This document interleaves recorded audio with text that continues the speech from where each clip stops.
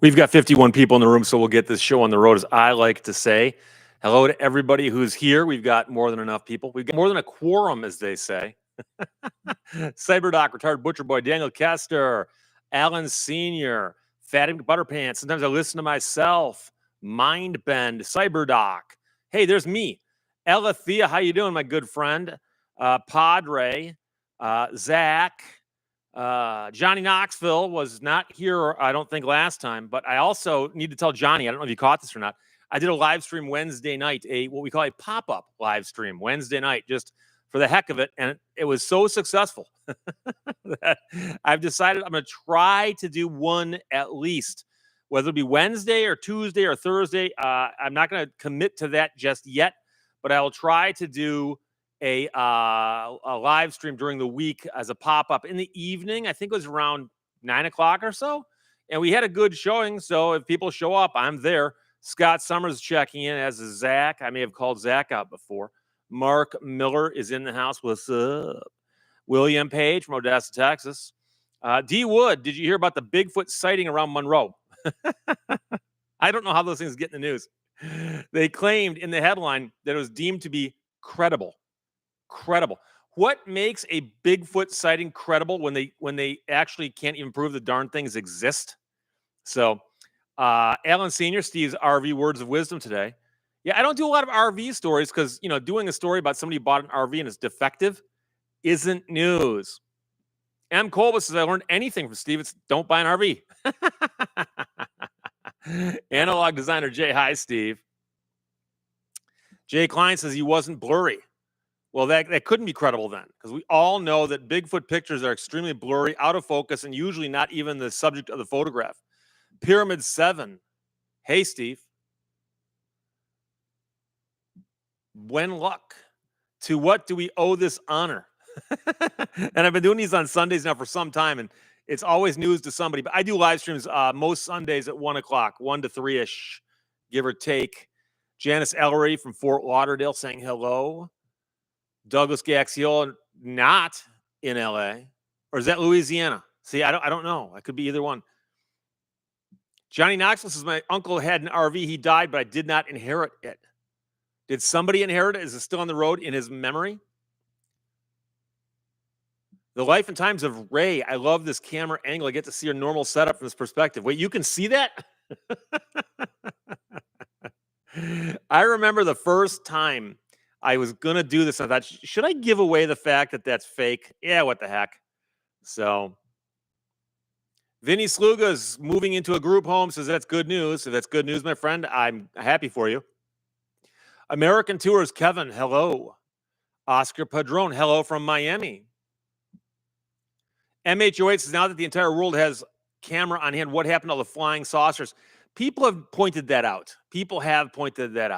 And I remember back before cell phones had cameras on them, which is a long time ago now, apparently, seeing things that I didn't get pictures of that I'm like, I only wish I had. So I started carrying my camera everywhere I went, and occasionally I'd get lucky, but not always. Tim Nosma says Bigfoot might just be blurry. That's the problem. It's not the photographer's fault. Bigfoot is blurry, and that's extra scary to me. Of course, it's a Mitch Hedberg joke.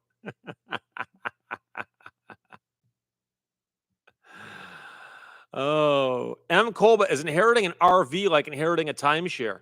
Depends if it has a lien against it. If not, if you got it free and clear, no cost, that means anything you put into it is kind of like what you paid for it. So, Theodore Benson says, I love my RV. It's perfect for scenic views, starry nights, and definitely not doing anything illegal in. Johnny Knoxville, one of my favorite DJs, is coming to Rothbury, Michigan. Where the heck is Rothbury?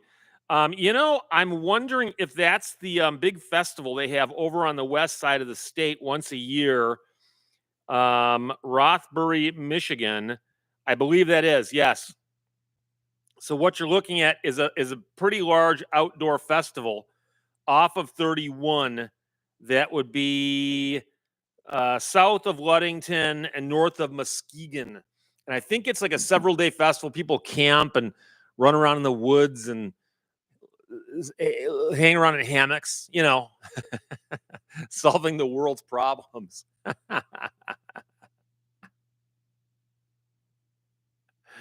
Jay Klein, my dad bought an RV in 76. We took it on a month-long trip. He sold it as soon as we got home.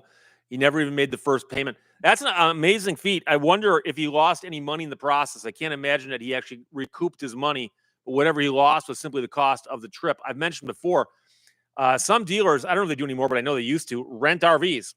And so you can rent one for a couple of weeks and get it out of your system. Zafar Sayed said could be that Bigfoot is out of phase. Out of phase. And if you're into physics, you know that could be. Dougie Doo, have you been cruising in the Cobra lately? Yes, I went out on Friday night. Friday night. Drove all over the place. In fact, I went to a little tiny ice cream place. I don't even think it's in a city. It's just out on a country road, and pulled in there and got myself a strawberry sundae. Discovered that they use strawberry ice cream in a strawberry sundae. The place I normally go to uses vanilla ice cream with strawberry syrup and strawberries on top of it. So it's kind of a strawberry overload, but I survived. I managed. Brett 7284 checking from West Bloomfield, Michigan. I got very good friends in West Bloomfield, having grown up in Birmingham. Yeah, Sarah Cease's Rothbury is by Grand Haven, west side of state. And I'm assuming that's, I forgot, I think they've changed the name of the festival a few times. They don't usually get any huge headliners out there.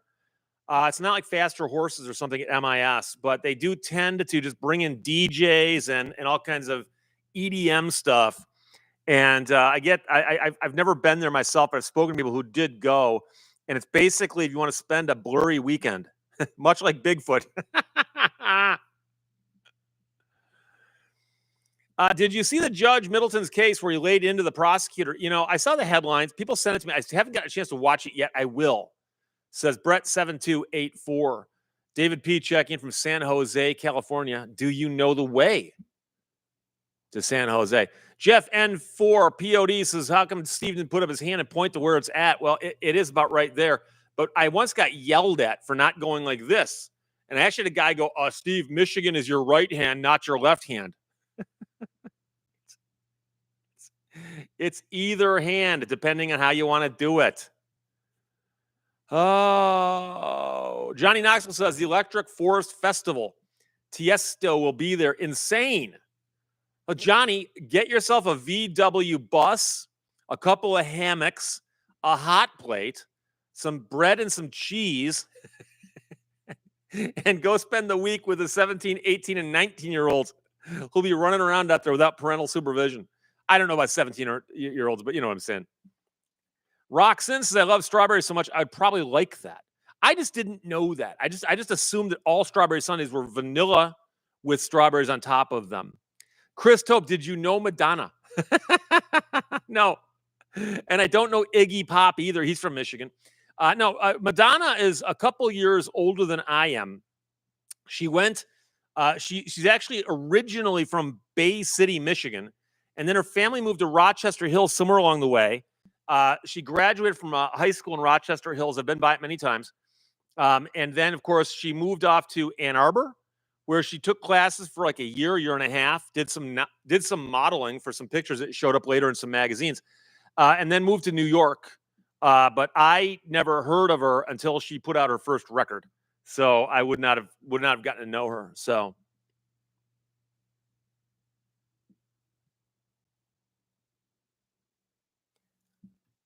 Kyra Casey is in the house. Hi, Steve. Hi, Kyra. Kyra is one of my oldest and dearest friends. She's got a YouTube channel. You can check out her YouTube channel. She and I met years ago because she worked in the same office suite that I did in Royal Oak and got to know her very, very well. And in fact, one of the first bonding experiences I had with Kyra, she won't mind me telling you this. She had decided that she wanted to run a marathon, and I had run several marathons.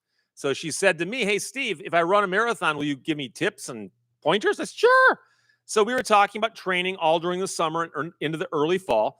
And then there comes a time when you got to go down to Cobo Hall and pick up your race packet the day before or 2 days before the race itself. And so you got to go down there, bring your ID, park. It's a nightmare. I said, hey, let's drive down together. We'll take my car. So she and I drove down to Detroit. went into the hall, got our race packets and so on.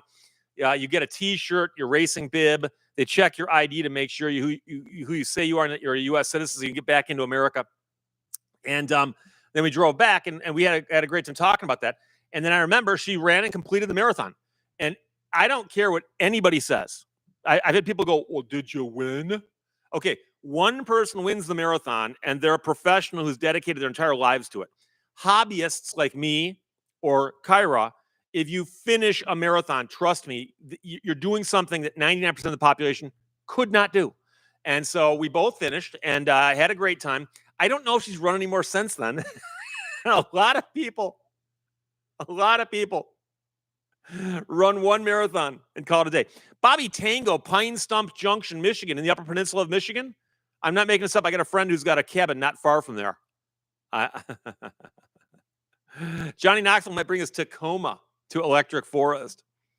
James Chimelik does Bigfoot ever frequent music festivals. Trust me, if you do enough recreational stuff out there, you might think so, because everyone will be blurry.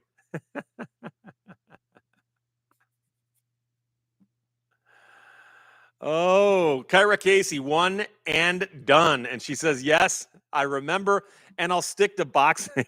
I forgot.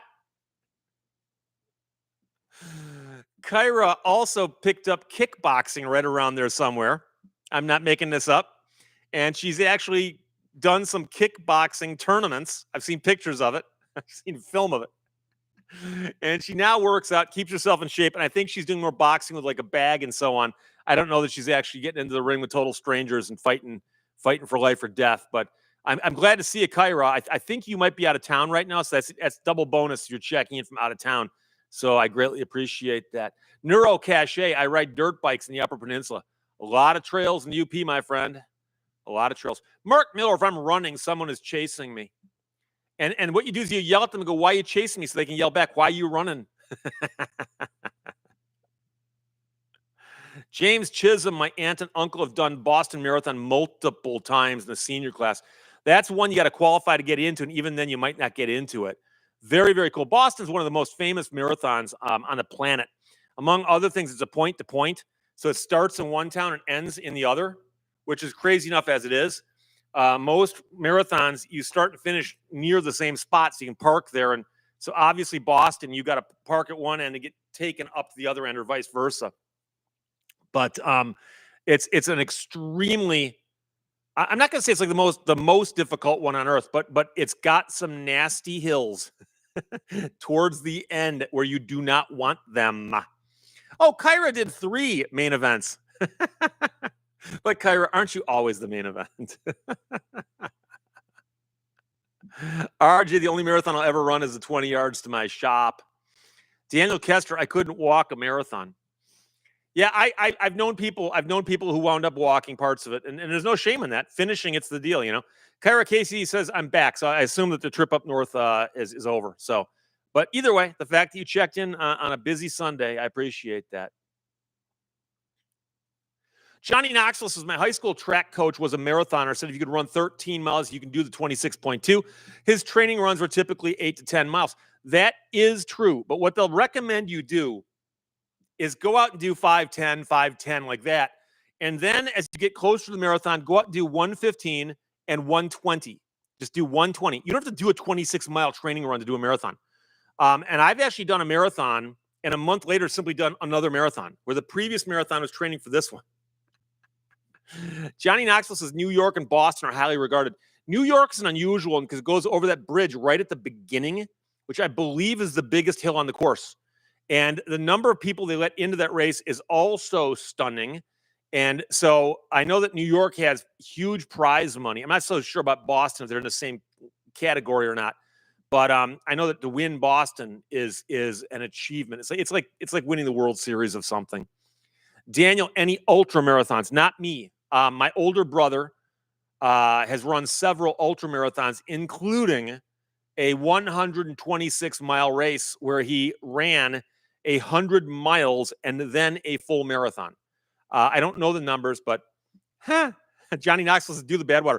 My brother actually applied to the Badwater, didn't get in, but he had all the credentials. It's just they limit that one severely because it's in such an unusual place that they can't have huge crowds on the road for that length of time.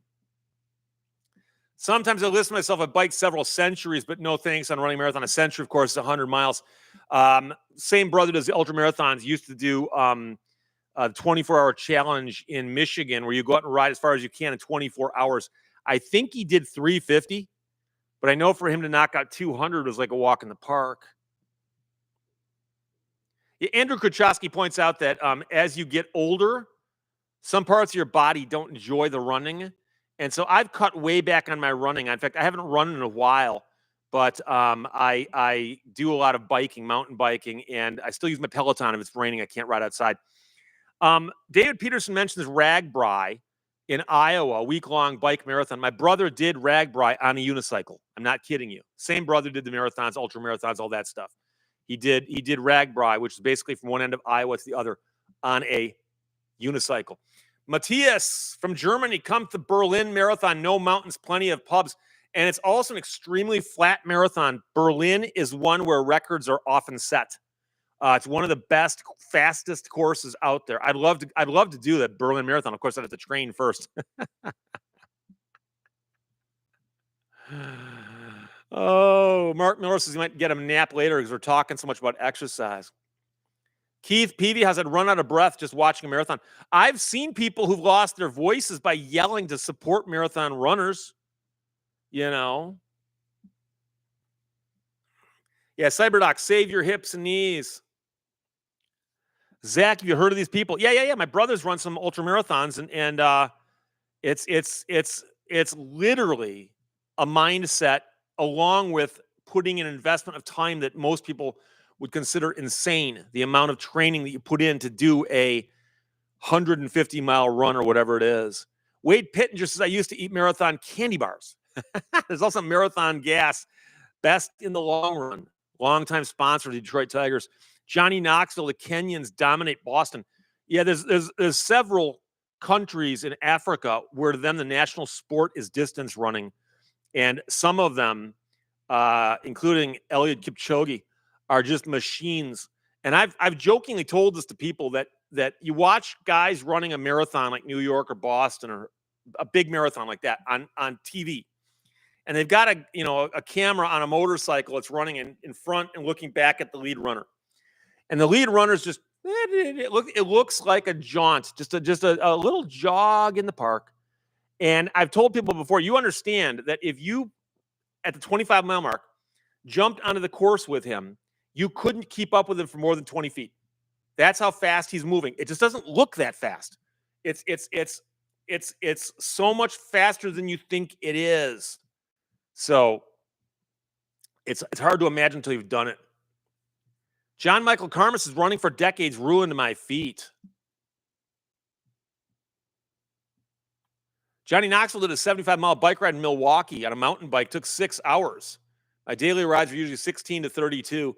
Yeah, lately I do a loop that's either 6 to 10 or 11, depending on how much time I've got, what time of day it is, how traffic is, and if I'm bored.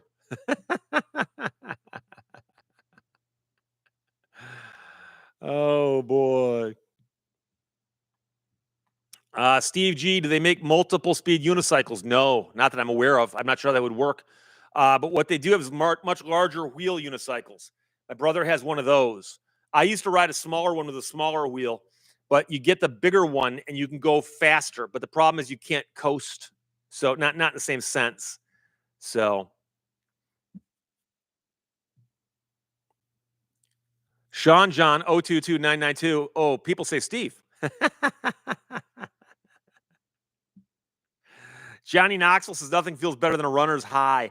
Oh, you have no idea. And what's funny is if you're training a lot, especially if you do this every year where you train for the marathon, you take some time off and you start over again, you can tell when you hit that part where suddenly you can just run all day.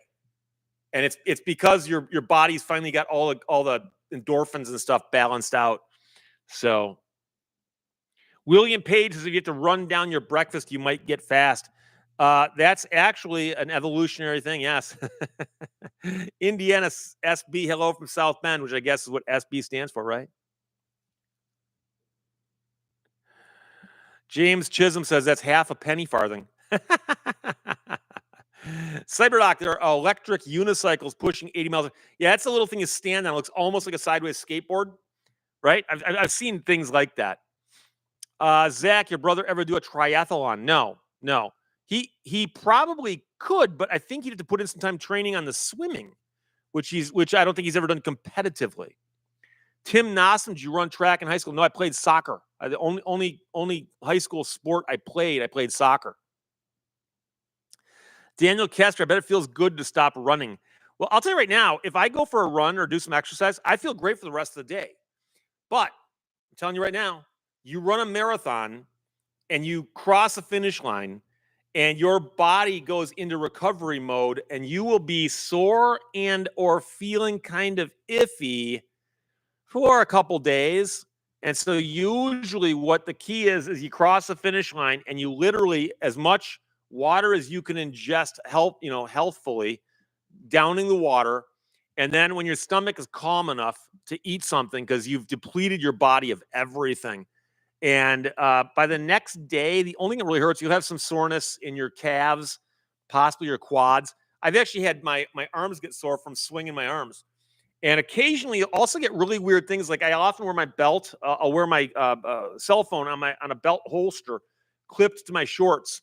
And I've had it before where I wasn't paying attention, and the clip was just rubbing against my side like this for 26 miles. And by the end of the race, I had like a sore spot there, So Zafar Sayed's the soccer's roundabout cross-country running, except on a flat surface. Yes, yes. Theodore Benson, are there any Walmart supercenters in Michigan, or do you have to trade a fish and a flannel to get groceries up there? I'm not sure what that means. Walmart supercenters? I mean, we got Walmarts. I'm not sure if they're super or not. I've mentioned before, it's a personal choice. I just don't shop at Walmart, but I know where Walmarts are. I just rarely go in them. Zach says, I've heard of marathon runners who say they haven't got time to find a restroom while they run. I cleaned that up a little bit. That's in an emergency, but they have restrooms along the course. And if you're not in competition to win, you hit one. I mean, they're all over the course. So I've never actually seen a person do that while running. I never have. I've seen them step off the course to do it, but I'm sure somebody has. Tom Riddle, did you hear that Wells Fargo agreed to refund the $5,000 tip from the vape store? Funny how that works. I'm sure they're just about to do it before the media coverage. I hadn't heard that, but it doesn't surprise me at all. Dan Boyd, bringing your phone along on a marathon? Yeah, why not? Clip it to your belt. It's not that heavy. I always carry my phone when I'm running anyways. I'm used to it. But the reason I carry is, number one, I carry it because I use an app on it so I can see how far I've run. Number two, I can text people who are waiting for me at the end or along the course where I am. Three, if I had a problem, I know that I could go find a race helper, volunteer that could help me, but I might just say screw it and call somebody. And number four, I'm often running for so long and I get bored and I start doing things like posting on Facebook. Hey, everybody, I'm in Indian Village. 10 times harder than the second because you realize I can do it. I can do it. Jay Klein, when I was 15, I walked 25 miles round trip to see a girl. I could barely walk the next day.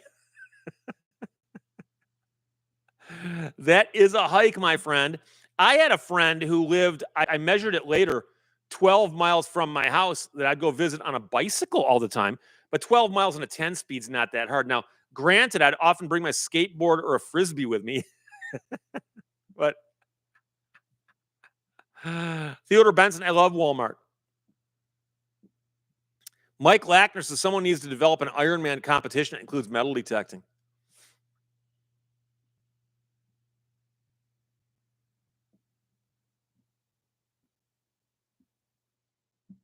Don Jackson, I did a 5K once. I can't imagine doing a marathon.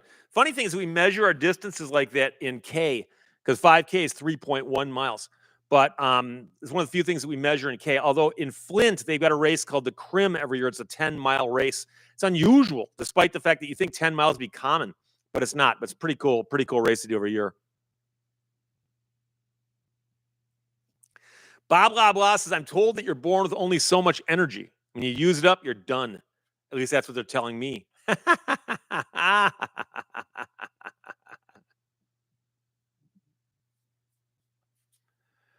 Lowell Riggs IM says Walmart supercenters have both general merchandise and groceries.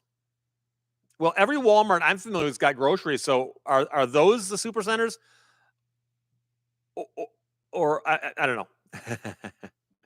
Frank JC the third says I haven't run anywhere since high school, and even then I didn't like running. Yeah, I remember like in gym class when the gym teacher got bored and he pulled the old we're gonna go outside and run laps today. Oh, are we?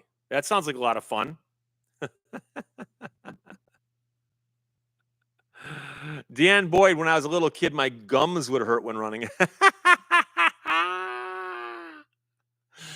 Legend 306, love your t-shirts. Notice the RCMP shirt you wore recently. I think that would have been this morning's video.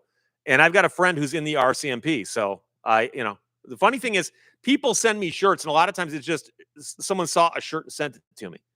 But I also get them from people who send me their work shirts. Now that wasn't a work shirt of my friend's, but my friend does in fact work at the RCMP. So Wade Pittenger, hey Steve, shut down the live stream, get to emergency room immediately. You show symptoms of having a heart attack. What's funny is the diagnoses have stopped. It must have been a phase or something. Strat's a super Walmart, sells everything. Okay. Douglas Gaxiola, old Walmarts were general merchandise only. Oh, really? Okay. I never realized that because Walmart came to Michigan, I think, a lot later because I think Walmart started down south and moved north. Super centers, you can also get new tires on your vehicle, says Daniel Kester. JB says he used to run 5K, 10K, half marathons, and ran 3 marathons. Never had knee issues till I played tennis. Now, I've heard that tennis is really rough because you're on a hard surface and you're going side to side and front to back. And, in soccer, you're going side to side, but you're doing it on grass or professionals are playing on like AstroTurf or something. But it's a softer surface. But the stopping constantly on a hard surface, that's rough on the knees, I would assume.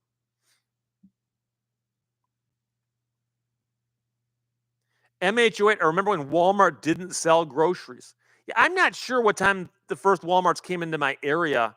Meijer got here a long time before this. Meier's based in Michigan. And so because of that, I was a Meijer shopper and was not I never switched over to Walmart. John N. Junior High, alive in Corpus Christi. Ram 50 V8 says he knows where Walmart number 2 is in Harrison, Arkansas, but he doesn't shop there. Paul Harris says, I think all Walmarts are now super centers. I only know of a Walmart in Gulfport, Florida that only has groceries.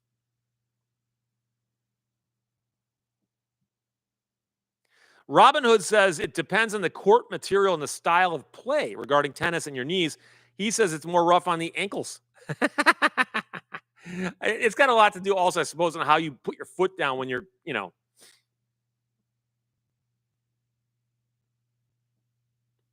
Wood Duck says, I think you've got more time or more room to slow down and stop for soccer, not so much for tennis.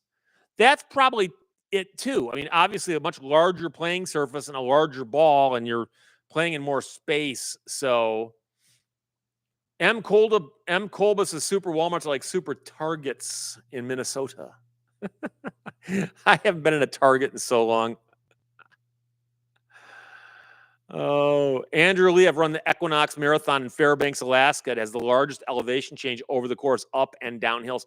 What's funny is people think, well, if you go up a hill, then you get to coast going down the hill. Not on foot, you don't. It's almost as much work going down hills. It is rough. It is rough.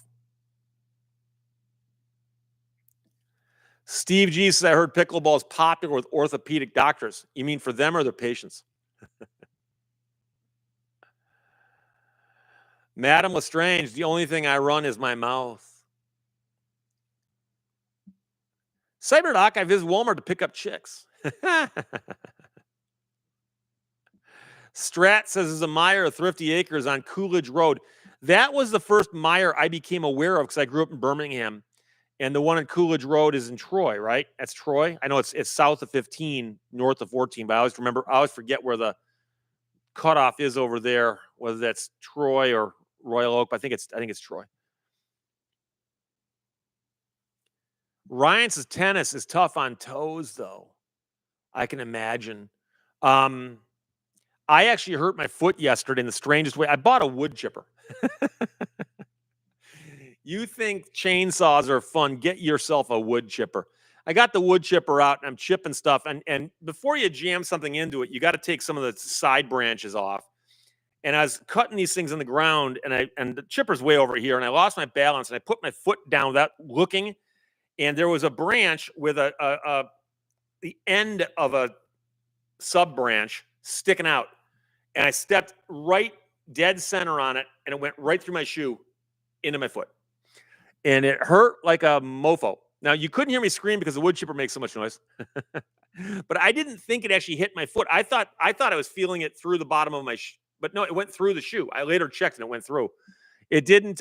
It did poke my foot, but the main problem was my foot bruised, and so I was limping yesterday. But I got this morning, and it's almost completely gone. So I'm fine now. My foot's not gone. The pain is gone. Rudy says, Steve, Michigan Constitutional Crusader with a big wave checking in. Hello. I appreciate that, my friend. Now, as a Michigan Constitutional Crusader, do you crusade for the Michigan Constitution, or are you a Constitutional Crusader in Michigan? Because there's two constitutions we could be talking about, right? Johnny Knoxville says, my high school track coach looked exactly like John McEnroe. Are you sure he wasn't John McEnroe? No, actually, I like John McEnroe a lot. One thing I liked about John McEnroe is he kept playing long after a lot of people his age had quit, and occasionally he'd do really well. And that was a guy who his game was so much mental that he could get away with that. Tigerman 99515, you getting rid of a body maybe? No, actually my wood chipper wouldn't accommodate a human body, although it's covered with warning signs suggesting you might accidentally lose a body part in it.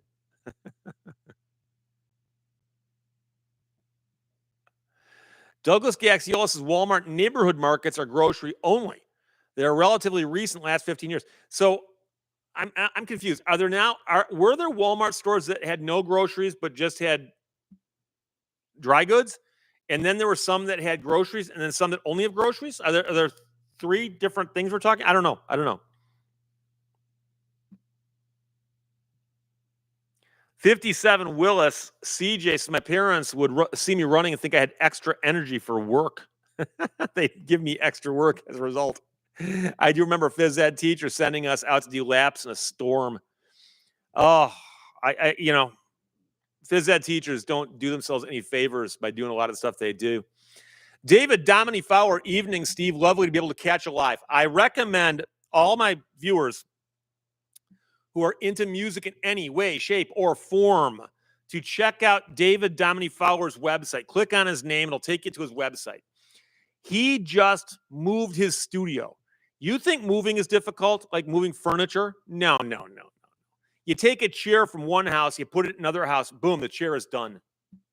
Moving a studio with monitors and mixing consoles and compressors and preamps and this and that and all kinds of woofers and tweeters and effects pedals. And I hope I'm not speaking out of turn here, but I think you spent just as much time on the studio as you spent on everything else in the house. And I know this because he posted photographs of it and he posted video of it. So go to David Downey Fowler's webpage on YouTube, go to his channel, and check out his video about him setting up his studio. Because I watched it going, I'm so glad I didn't have to do that. That's the kind of thing that would really freak me out. Johnny Knoxville, John McEnroe yelling at the judges was legendary. Oh, yeah. And what's funny is, in the time when they had to actually call whether a ball was in or out based on human eyes, once in a while they were wrong. And John McEnroe would be screaming, "What? That was out? No, that wasn't out." Screaming. Matthias says that's why you always wear safety shoes when working with machines. But the thing is, you wouldn't think, what, safety shoes for what? I'm walking around my own yard. But of course, I had created the hazard that I stepped on. So that's my problem.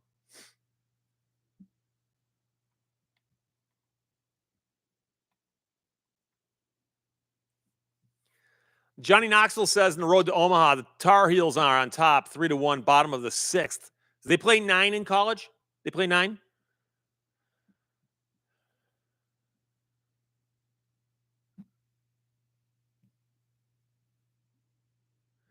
Kit Marlowe S. Scott 2. Or is that a silent T?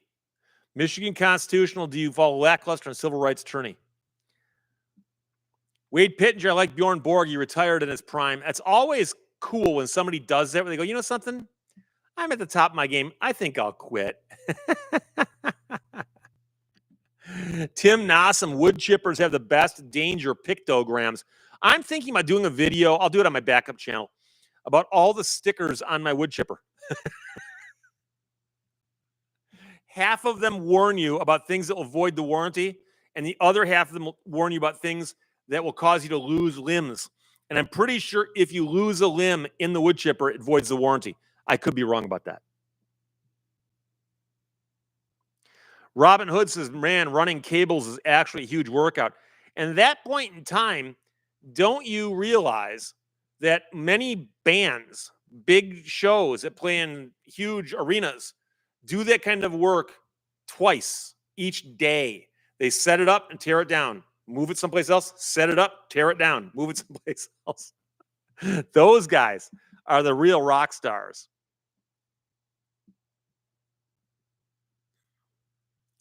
Zafar Syed says, I think before you told the story, I felt the same pain. But what I stepped on was spear, went into my foot, nice splinter, took special tools to extract. I'm not turning this into, who's got a better injury, but I once stepped on a rusty nail with all my weight. It didn't go through my foot, but it went into my foot and just missed the bones. And I had to step on the board that the nail was in with the other foot and pull my foot off like that.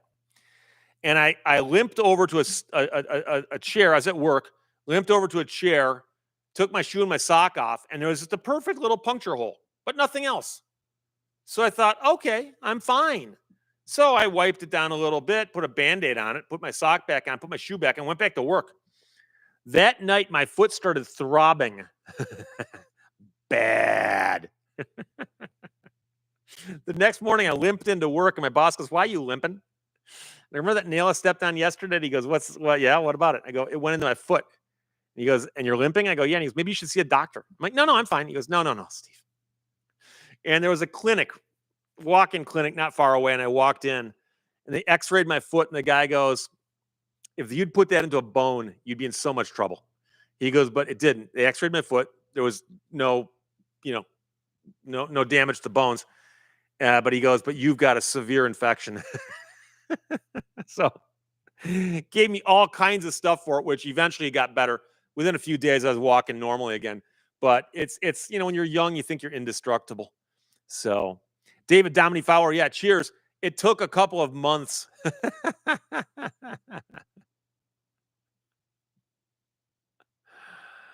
Oh, boy.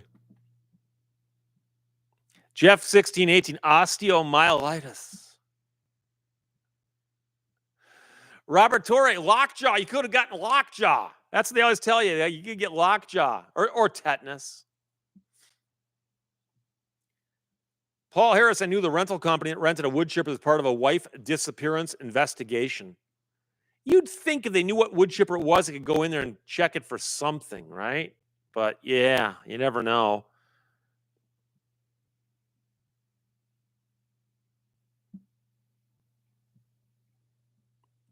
Aaron Freeman says the sauna bath might have helped. Yeah, I do recall the guy telling me to soak my foot with like Epsom salts or something, but it was primarily the antibiotics and whatever other shots I got.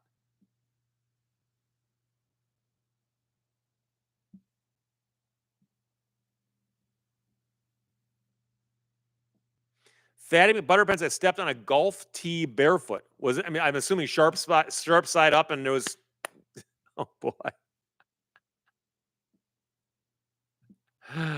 Oh. Zafar Syed says, yeah, I went to a doctor right away for a tetanus shot, and the doc said, you know, it only went in half a centimeter, right? And that you could have said, but I'm an American. I don't know what a centimeter is. Tapachaw, imagine that, a lawyer with lockjaw. Yeah, that at that point, that's a workman's comp claim. That's interfering that's a disability. Lion zookeepers checking in from Mount Morris, Michigan. And from the top of Mount Morris, you can almost see the top of Mount Clemens. Mexican Spec says he's not a fan of manta rays because if you step on them, they're bad for your feet. So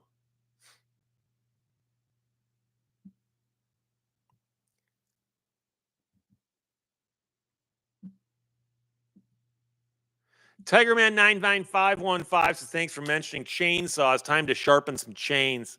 It's always time to sharpen some chains if you're living your life right. Jay Klein has stepped on Legos barefoot. And Ram 50 V8 says they're the bane of every barefoot parent's home. That's funny. Rudy is mentioning places in Michigan. I'm not sure why, but Three Rivers, Novi, Pontiac, Rochester Hills, Royal Oak, Taylor, Traverse City, Jackson, Adrian. Place I remember but personally never been to. Okay. Glenn Lego says, how about a radio DJ with lockjaw? Likewise, a disability. Mike Toe says it's not really a walk-in clinic, it's a limp-in clinic. Oh, Johnny Knoxville shows where Mount Morris is on your hand. No, that's not. It's over here somewhere. It's north of Flint-ish. So,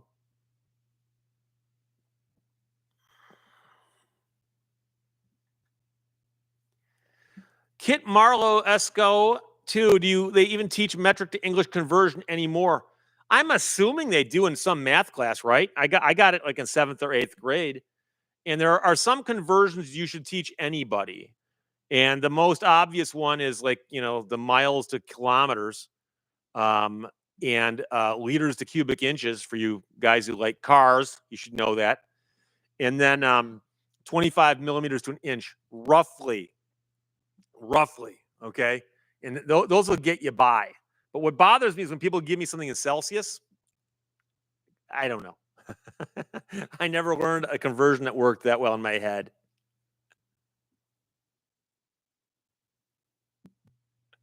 Mike Lackner, does a lawyer's size make a difference in trials with the jury? I have no idea if they've ever studied that or not. I wonder. I think appearance does. I've seen, but on the other hand, I've seen some attorneys who looked like absolute goofballs who could win trials.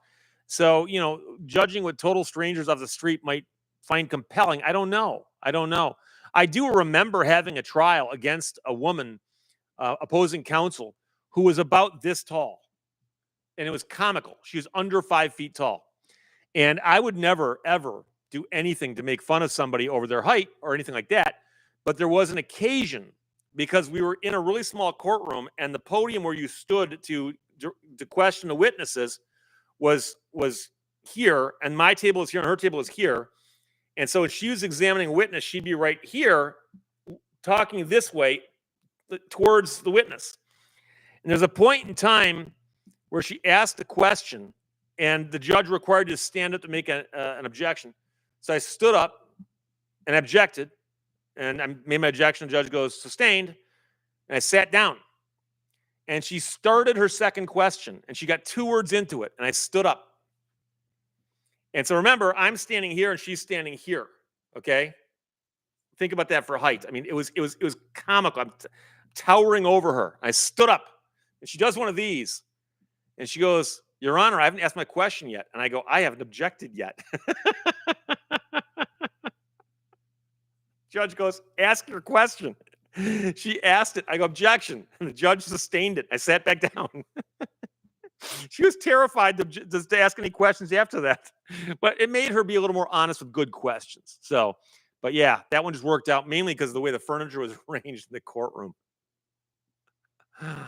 Oh boy, Padre. It's not me. Even less using stones. If we're talking about stones, isn't a stone 14 pounds? Oh boy.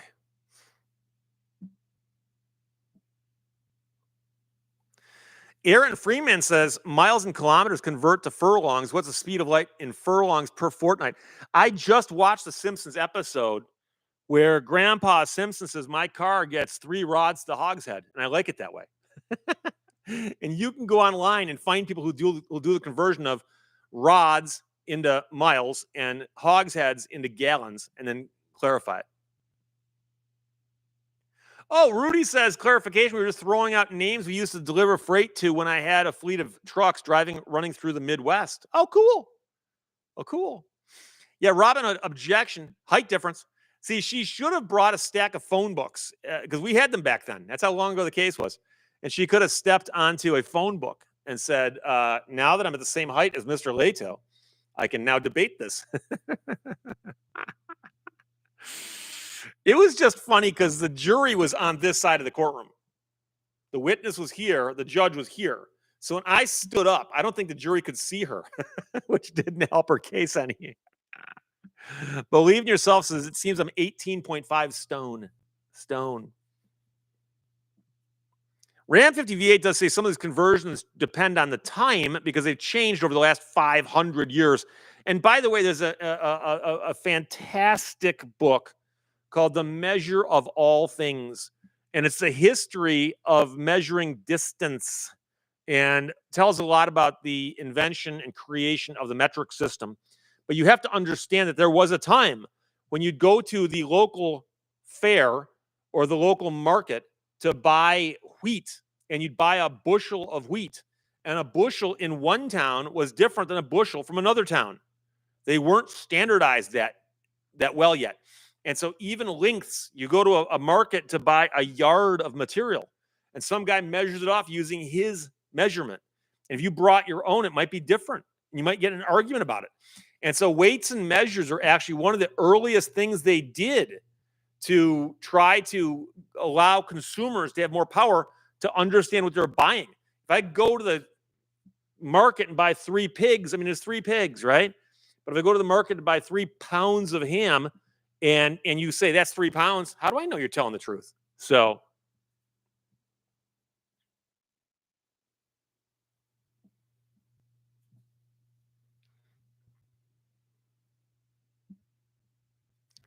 Zach says, "What's a phone book?" Yeah, I actually knew a woman who sold advertising for the phone book.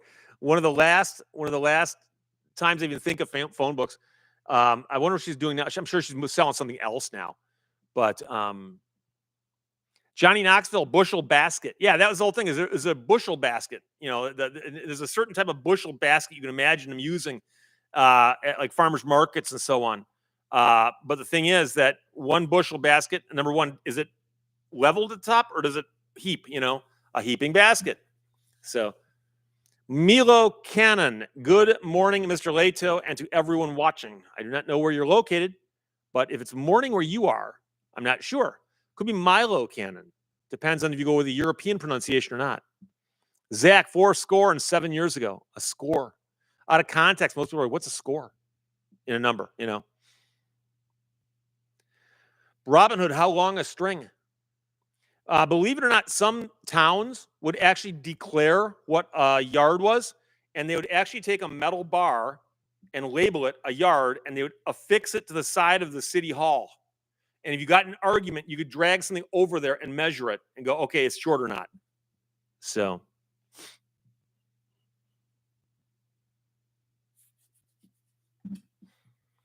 Indiana SB, what would you need me to send you about a case my friend just had? He was found innocent for practicing medicine without a license. He's a nurse practitioner, has never lapsed in his license. Was the story covered by any media or was it reported anywhere? That's the best thing to send me.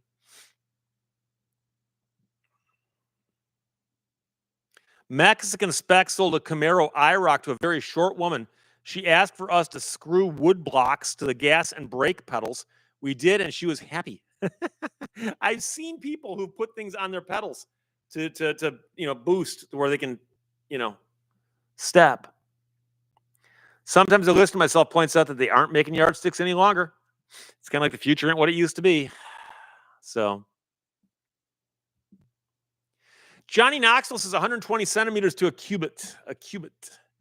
I believe a cubit at one point in time was the alleged distance between the king's elbow and the tip of his hand. I believe that was a cubit, but of course, each king it would change slightly. So KG says it's 0247 in Japan right now. Okay. Florida Bartfast says phone books were multi-purpose. They made good booster seats for the little ones. I remember sitting on a phone book when I was a little kid. Yeah, because back in the old days, if you lived near a big city like Detroit, the phone book would literally be that thick. White pages, yellow pages. We did white, blue, and yellow. And then, of course, they started getting smaller and smaller and smaller, and eventually they just went away.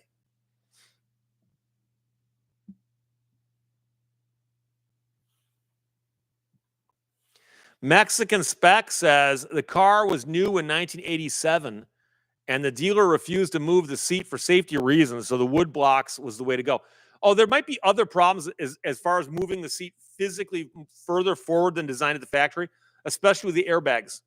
So if the car had airbags, sitting that close to the steering wheel might be a problem. For instance, I don't know what happened in 87. It's been a while. Steve G, is a lid by volume or weight? I believe it's by volume.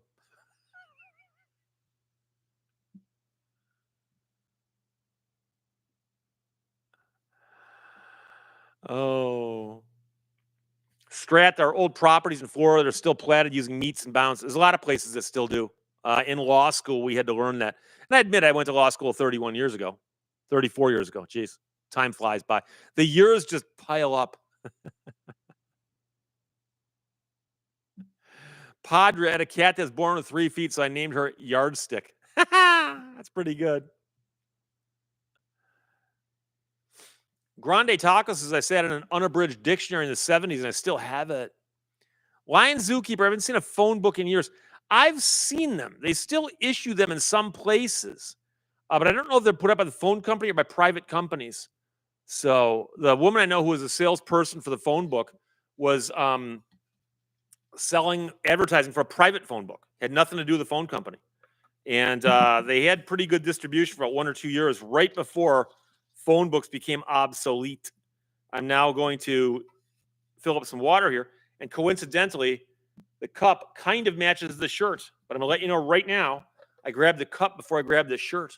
So Mike Lackner says one time you looked in the phone book and they misspelled his name. I had a phone book list my phone number wrong. Oops.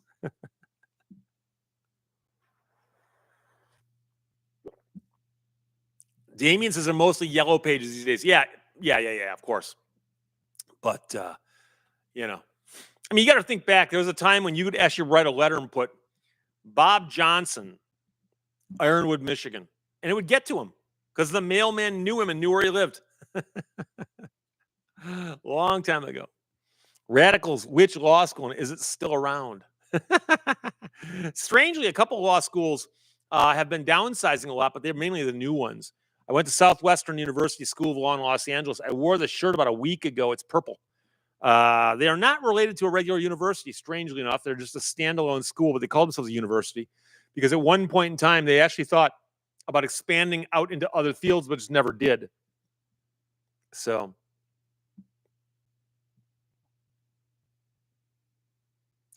American Tours says we still have phone books. Hasn't been cell service in the area, so regular phone or drive to service has been the choice. Okay.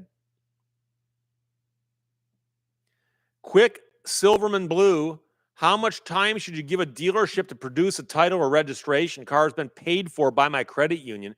It's a dealership in a different state. Well, interestingly enough, most states have got laws on that. And a lot of states will say you have 30 days, for instance, to produce the title or registration. And if you're beyond that, but what you do is look up the state and find out what that law says in that state. And you should be able to figure that out pretty quickly. And if you're beyond that, you contact the dealership and then you contact the DMV in that state and see if they might help you, because that's one of the things they will actually jump on. Bernadine Sackinger, my husband found a set of white and yellow pages in the wall of the apartment building, and it turns out 1930. Yeah, CyberDoc in the old days, you had to pay to be unlisted from the phone book because so many people were listed. It was more work to remove somebody, and they charged you for it.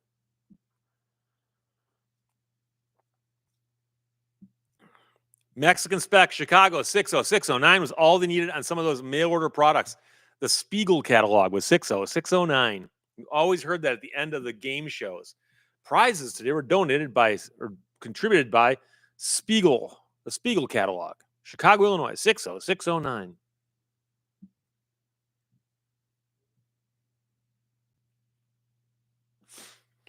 Johnny Knoxville says, growing up in a grade school in junior high, you had to look up a girl's phone number in the phone book. You had to know their dad's name, so that was usually the number they were listed under. And don't forget, phone book also listed their address, so you can start stalking her immediately.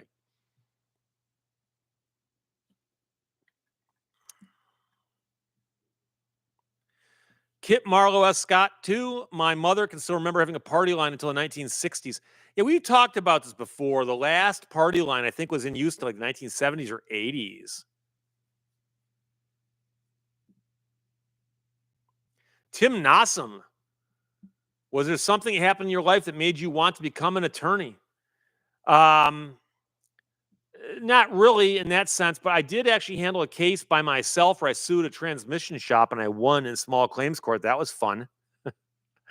But I think at that point in time, I already decided to become an attorney. So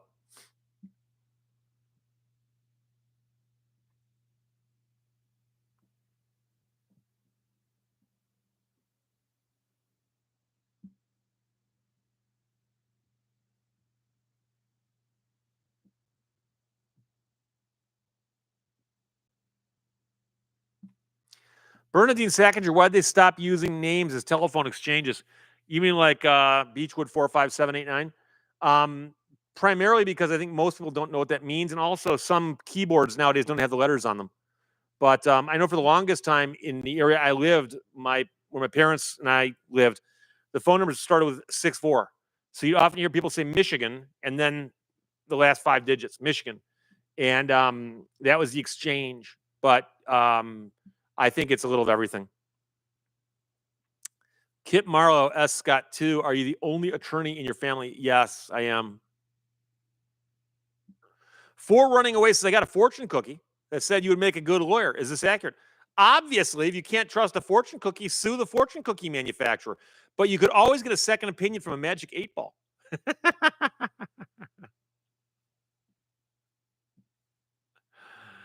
Oh. Dan Boyd says exchange names ended around 63 or 64. Now, I remember them using them later than that. I'm sure it was a custom thing.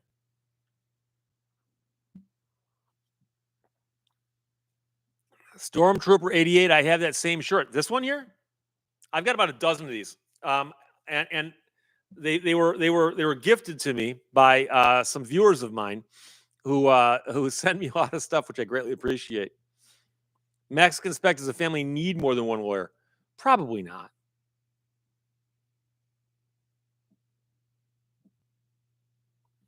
Mike Lackner once called 3 different Joe Bishops trying to find Melissa Bishop. It was an ugly process. At one point, her grandmother told me to call her and tell her hello. Please, Mrs. Avery, I just got to talk to her.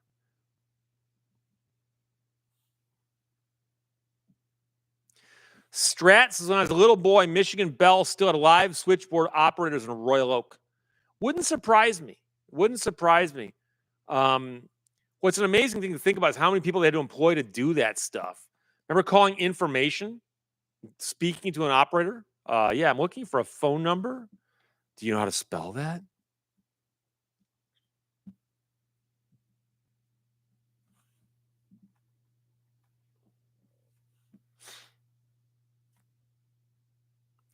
L. Grant Nelson, when I was a kid in California, our number was ME22537. I remember phone numbers. I remember my childhood phone number. I remember phone numbers of my friends. Most of them are no longer operating. One of my brothers got a phone number in 1974, and he had it up until just a couple of years ago. And they finally came by and said, you've got to change your phone number because there's something about the technology or something. All I know is they said you cannot keep that number anymore, and they forced them to change it. And you had this number, and the thing that I liked about the number was it formed a pattern on the keyboard as you're typing it in or punching it in. So no good anymore. And I think that was one of the longest running phone numbers that I had in my head. Yes, Daniel Kester reminds us that in the TV series MASH, at one point in time, they call the U.S. to get ribs shipped to them, and it becomes a comical affair because by the time the ribs show up, they've promised pretty much every single person in camp way more than they've got.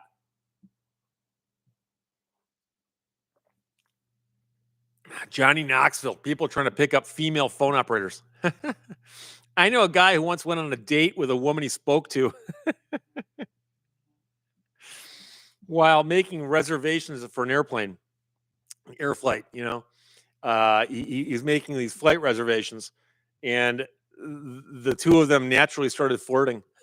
They went on a date. They didn't live near each other, but apparently working for the airlines, you get really, really low price tickets. But another story altogether. Mark Miller, that's what I'd say if you'd pick up that telephone by ELO.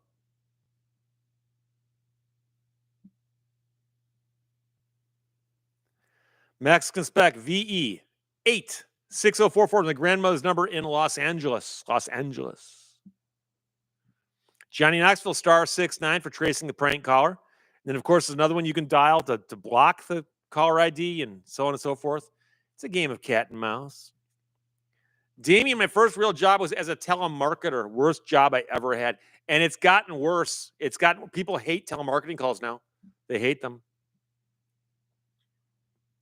Dr. Rick, do you want a few more microphones to display? You can never have enough microphones or chainsaws. But if you want to send me a photograph, email me and say, hey, Steve, here's the mic I'm thinking about. Because I don't have a lot of room there. So if I have to displace something, I only displace it unless, only if I get a really cool microphone. And by the way, if it has any value, I'll compensate you for it. Meaning that I'll trade you something like a book or a T-shirt or something. Alethea, I've had the same mobile phone number since I got my first mobile phone, like 20 years now. What's really funny is I got a cell phone number a while back that apparently belonged to a doctor, and I get these weird phone calls from people, and I wouldn't so I stopped answering them, and they go to voicemail. And I had a tombstone voicemail. It didn't say who I was, just says, you've reached this number, leave a message. And people are calling in with like the symptoms and stuff. They eventually stopped, though.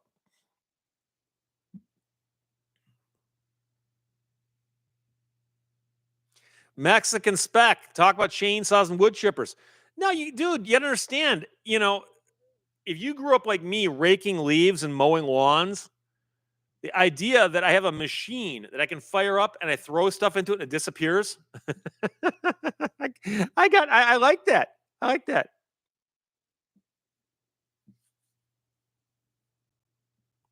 Yeah, Tim Nosman says now if you're hitting on a woman from the phone, you may have to fly to Manila, or she may have to fly in from Manila.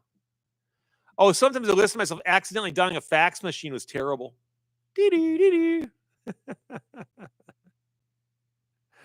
Strat says, so you're using a real Electro Voice there. Yes, this is an Electro Voice RE20. There's another Electro Voice RE20 right. It's so hard to do backwards. Right there. And then, of course, there's a couple other really cool microphones up behind me. Although I've never used those. These are the only two that I use on a regular basis. Robinhood says some people collect national lab phone directories. I can tell you, you can go to libraries and find old phone directories, and they're fun to look through sometimes. Dr. Rick, okay, Steve, will get some pics to you. Thank you.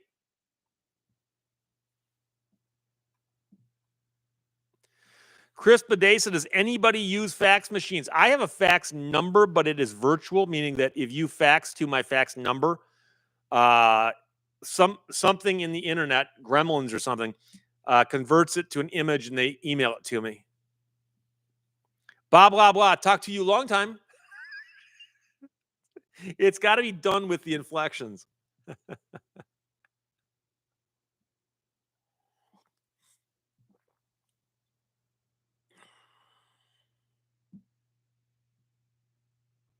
Strat, haven't had any EV mics for years, just a 58s.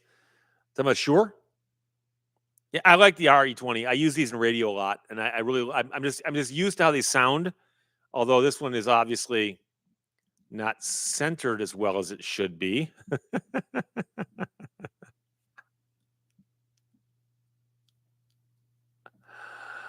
Robinhood, I also have a virtual fax at emails.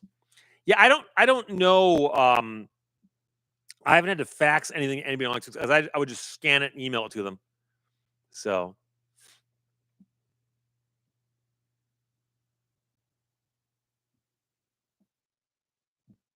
Chris Bedasis, have a copy or fax machine in storage. I mean, I remember you could also get the fax machine. You could get the fax card for your computer, run the phone line into that, and it became a virtual fax that worked that way.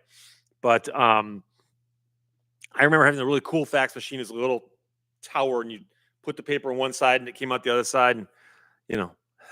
But it was common for attorneys to fax things to each other in the 90s. That was very common. Yeah, Strat says they take a lot of banging around. The Electro Voice RE20 is known as being a very durable and a very robust microphone. Not that you're going to be pounding nails with it or anything, but it's not going to damage it, especially when I got back there, which is in a shock mount. Daniel Kester, anyone remember the computer known as Emulac? Emulac. That does not ring a bell, no. Although I was watching The Forbidden Planet the other day with Robbie the Robot. Now that's cool. Zach, you ever heard of Uper rocks? You mean Uper lights? Uper lights are these rocks that are along the shore of Lake Superior. And if you shine them with a black light, they glow. They're kind of cool. But once you have them in broad daylight, they look like gray rocks. And it's kind of weird because they were only discovered fairly recently. So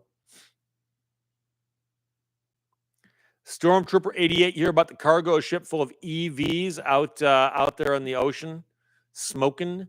I've heard about it. They've had a couple situations with carloads of ships, shiploads of cars. Remember the one that tipped? A bunch of bad stuff. So.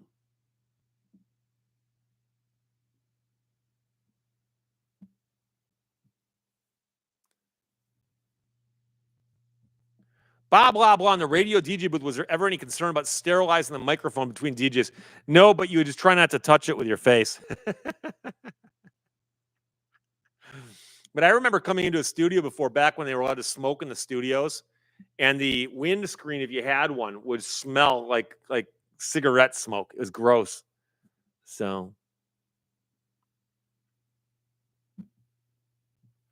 Cyberdoc's got to run. He'll see us next week. But you put in a good solid hour, my friend, so there you go.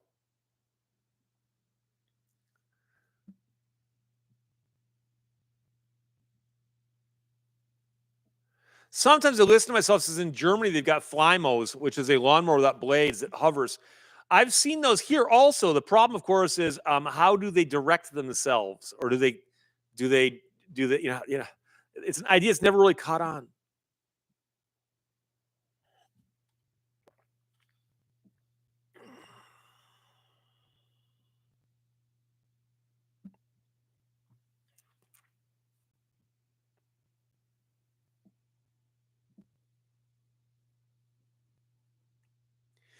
Easy One says Pleasant Valley Road next to GM Proving Grounds by Kensington. Take the Viper for a road trip. I've been through there a bunch of times. I don't know about in the Viper. Pleasant Valley Road, I'm familiar with because that crosses 96 right there. I've been both to Kensington and Island Lake, which is on the other side of the highway. And there's also one side of the Proving Grounds where the road is just like this, steep. But there's some nice roads in Michigan. I've had it on some windy roads, which is where it's always fun.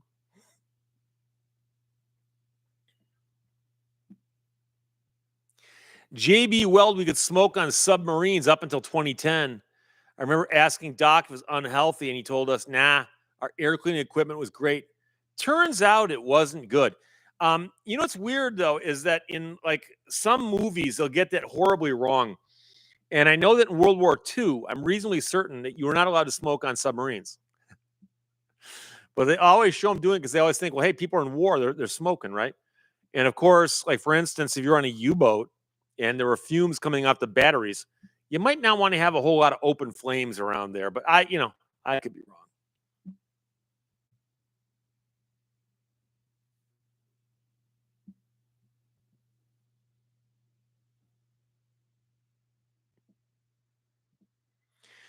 Michael says Indiana sent out 25,000 warnings in a month for speeding in a construction zone. After one warning, you then get a fine. And that's the interesting thing because they just started that in Michigan with the warnings and fines being done by a camera at a construction zone. And I'm not crazy about it, but it's the way of the future. John Smith, Heinz Drive is fun on a motorcycle. I've also run Heinz Drive. They close it down once a year for a training run for the Free Press Marathon. Ella Grant Nelson says, believe the Flymo works like a floor polisher. But the problem is you want your lawnmower to go in straight lines, usually. So.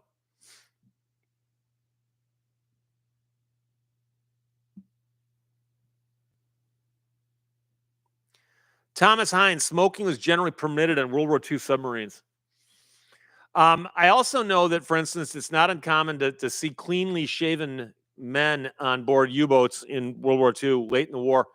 And pretty sure that they didn't shave because of the water. But anyway, Zach, Kensington Park. Are you talking about by Whitmore Lake? Yes, it's by Whitmore Lake. And then across the freeway from it is Island Lake. And there's a lake in there called Island Lake. Mexican spec, how does the camera know if the workers are present? I don't think it does. I think they just say, is it construction zone? It doesn't matter. I think that's what they're saying. Sub GR77 to quit smoking when cigarettes were $1.10 a pack. Oh, times have changed. Zafar says, or the submariner captain has a pipe. Now, I do know in later years that they had, much more ability to, scrub the air and so on. But yeah, Zach says smoking a submarine, just do it in your open window.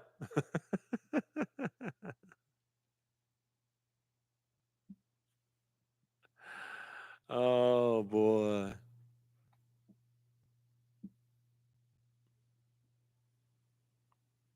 Sometimes I listen to myself, says Friday was the anniversary of D-Day.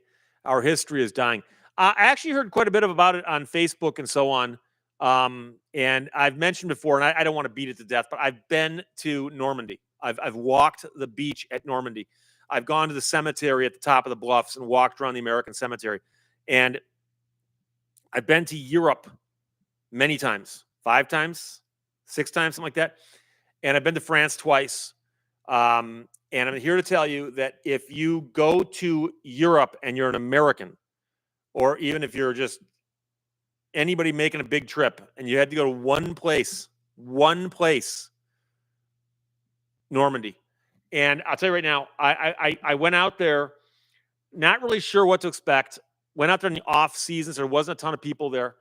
And first went and walked around the cemetery and to see acres of headstones. Acres of headstones. You've seen them in the movies. You've seen it, Saving Private Ryan, opening, closing scene. Acres of headstones. That by itself, to witness that. Now, you can see that at Arlington also. But you realize that all of these soldiers here, many of them died right there. And so you can then go down on the beach, which I did.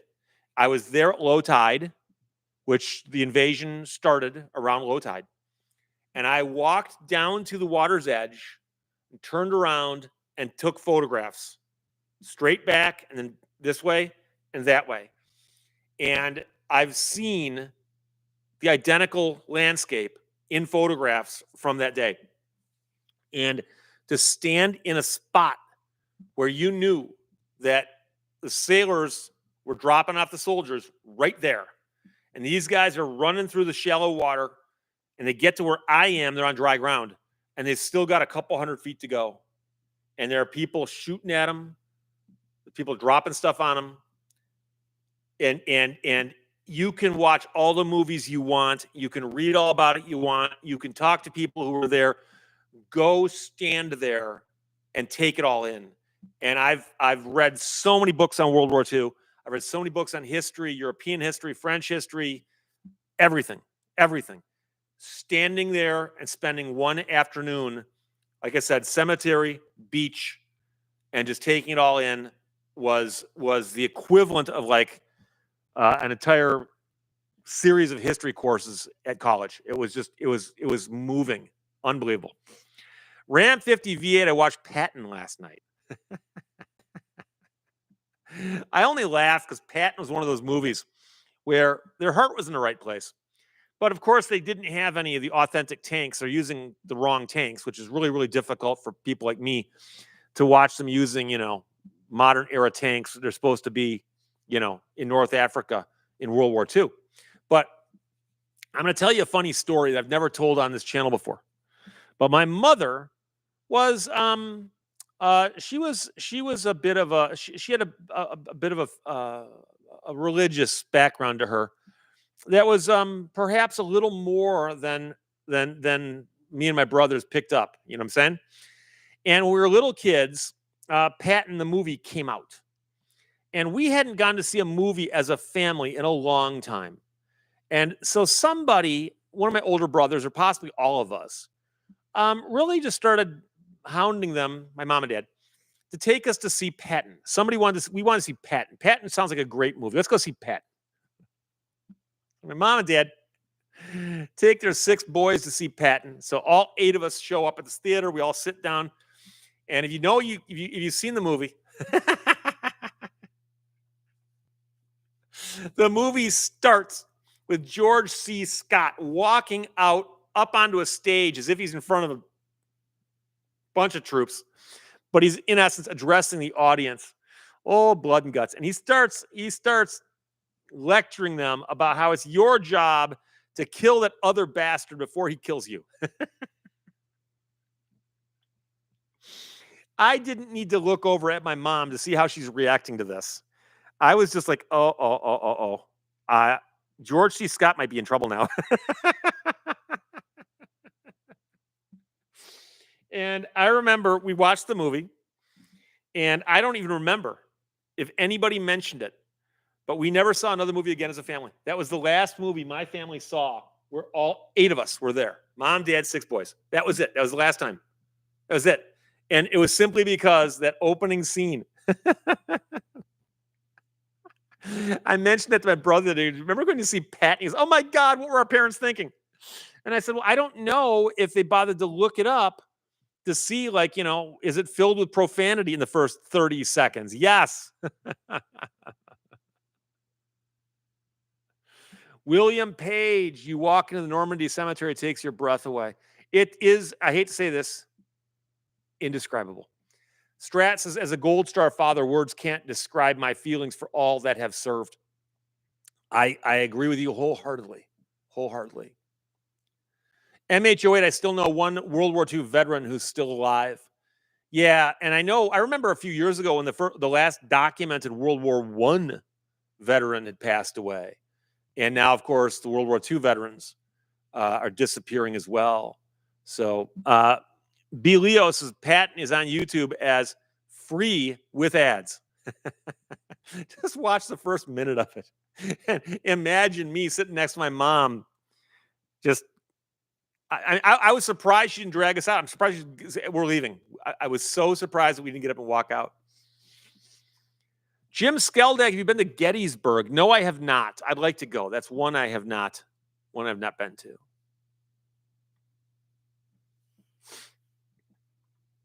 Fatty McButterpants, my uncle was first wave on D-Day, shot by a sniper later in Belgium. To survive the first day, in and of itself, mathematically was an accomplishment. It was. These guys are coming. These kids. I say that without meaning to demean them, but I'm pointing out that they were young people.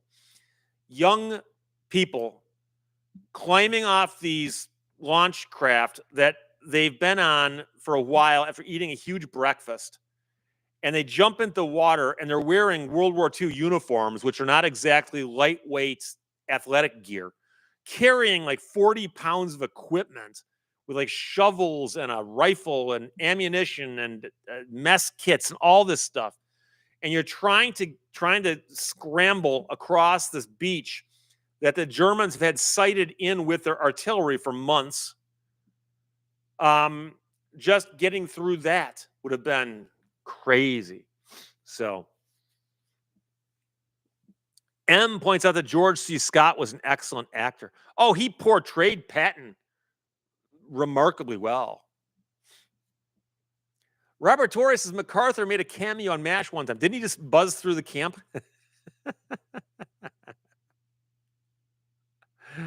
Old Paint 71 says the newspapers used to list movies playing and have synopses of the reviews. But the question is whether the synopsis would have a warning. Say, oh, by the way, to all of you really hyper sensitive parents out there who don't want your little snowflake kids hearing these words, you might want to think twice about this one. Dan Boyd, I'm 59, don't remember movies not having ratings. They had ratings, but they were less specific back then. Like this PG-13 didn't exist, you know? So a lot of people who looked at the ratings for Patton would have assumed they were for the violence because there was some violence in the movie.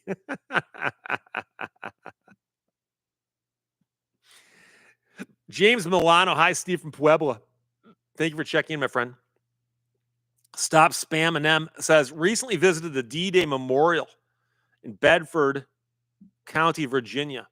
Have not been there.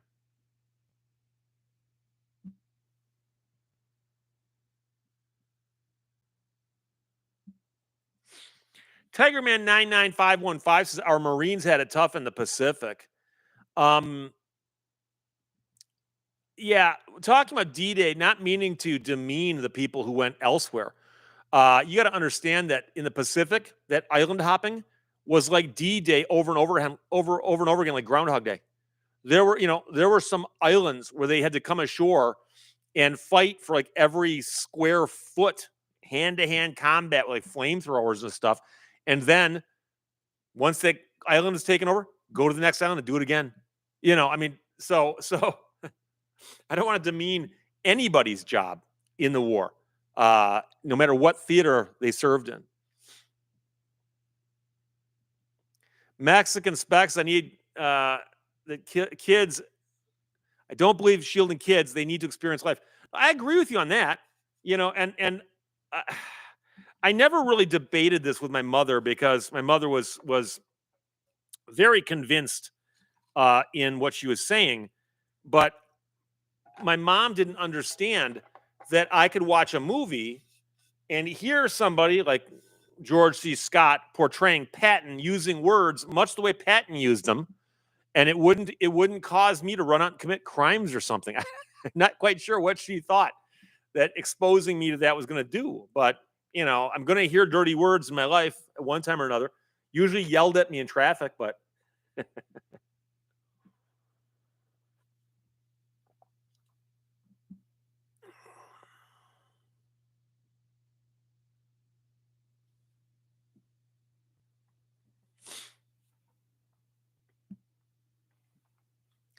Zafar cites Hacksaw Ridge showcased that beautifully.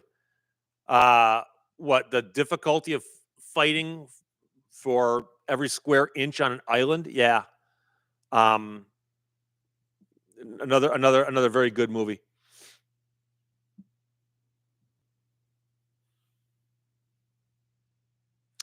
Johnny Knoxville, my best friend Evan owns a German MG42. Thing is incredible. Now, we've talked about this before, believe it or not. But if you don't know much about that, but you have an interest in weaponry from World War II, look it up because, every military out there had something that they did that they had that was cutting edge, like the P-51 Mustang or the P-38 Lightning, amazing airplanes.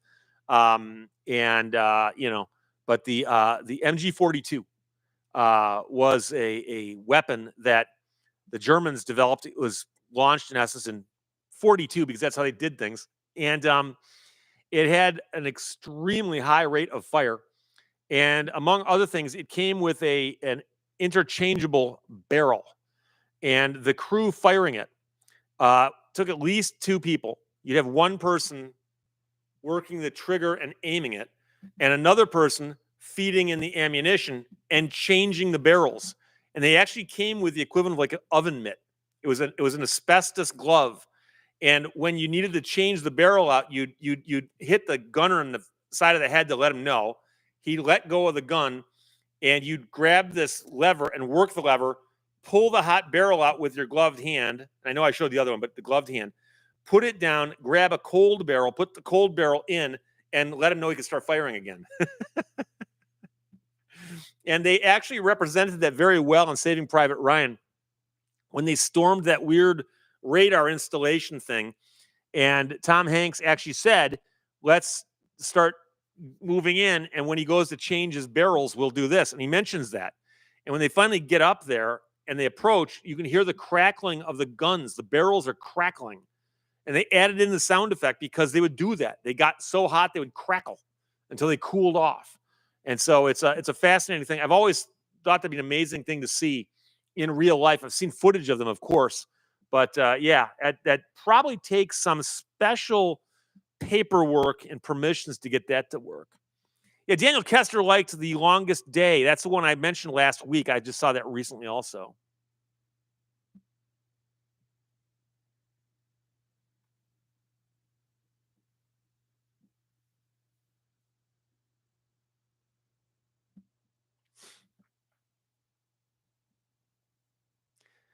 Johnny Knoxville says it's unbelievable. I'm pretty sure it is. They actually described the sound it made as being so distinctive that occasionally it would actually like freak people out. Yeah, Dave Bueller points out that the early ones in World War I were water cooled. Water cooled. Made them a little harder to move around and so on.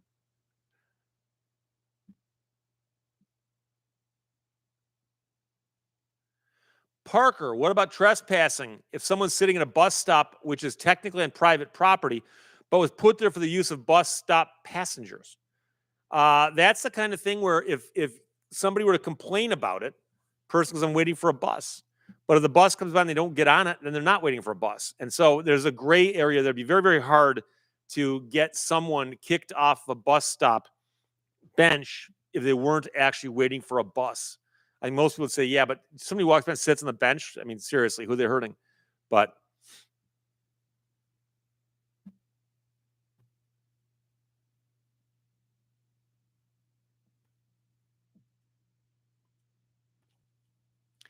Zafar Sayed says Hacksaw Ridge showed how the Japanese were absolutely convinced that dying was better than giving up any speck of the empire because it'd be a dishonor to the emperor.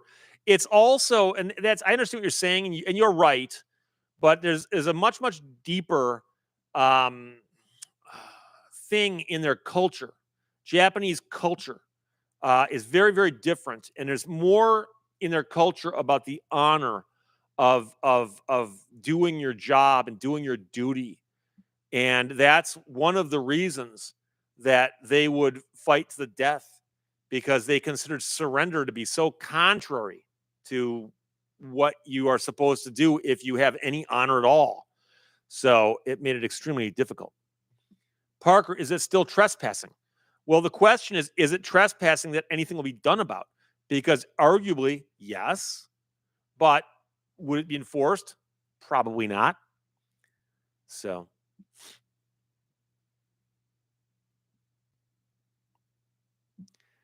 D. Wood, I worked with a Brit who apprenticed at Rolls Royce and asked me who made the better Merlin, Packard or Rolls Royce. Got a dirty look as a result. Hey, Leo says, Saving Private Ryan is also now free with ads on YouTube as well. L. Grant Nelson, when the Navy found out that my father was a ham radio operator, they put him in communications. He survived the typhoon on Okinawa. That's the kind of thing. If people got into the service, a lot of times, if they had some skill set, they go, oh, we can put you over here. So a guy who's a ham radio operator would be easier to train to work a radio than somebody who hasn't ever done that before. And I've heard of those stories about people who got in the service and they go, oh, you can do this. And I've told the story before. My father at one point in time was in the military, and somebody said, can anybody here play the piano? And my dad had heard that thing about you never volunteer for anything, but he's thinking, how could that possibly backfire? So he raised his hand and they said, congratulations, you're now a chaplain's assistant. And my dad spent some time driving a chaplain around where my dad was the driver, the chaplain was the passenger, but they would go places and they'd bring a piano on a trailer behind a Jeep and they'd wheel the piano down and my dad would play the piano for the hymns. And apparently it was better than doing what he was doing before. So he lucked out. Oh, Maury AC says a big hello from Argentina. We see you from all over the world. Thank you. I love getting notes from elsewhere. Thank you very much. And so the fact you're in Argentina, I'm unaware of ever being contacted by anybody from Argentina before. So I appreciate that. So thank you for checking in. Don't be a stranger. Check in more often. John Smith says, I'd say it's also in the easement. You mean the purposes to which it can be put? But the problem with an easement for a bus stop would probably say for the purposes of people to sit on and wait for buses. And how do you define when somebody's waiting for a bus? Like suppose the last bus for the evening is gone, but the person doesn't know it yet. On the other hand, if they're sleeping on at 4 o'clock in the morning, next bus ain't until 7, that might be wrong, but who knows? Michael says 85 cents.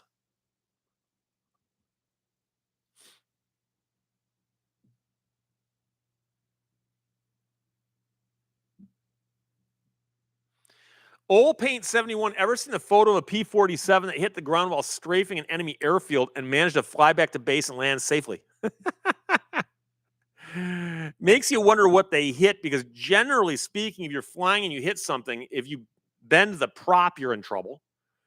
But no, I've not seen that. But P-47s were known to be robust, as we say.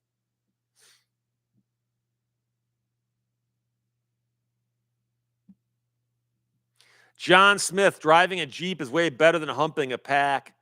Well, and I assume he also got to drive from place to place, and I guess the chaplain was a nice guy. So, and my dad didn't mind playing the piano. It's kind of like, hey, don't shoot me. I'm just a piano player. He's a professional piano player now. You can see, he put that in his resume. So,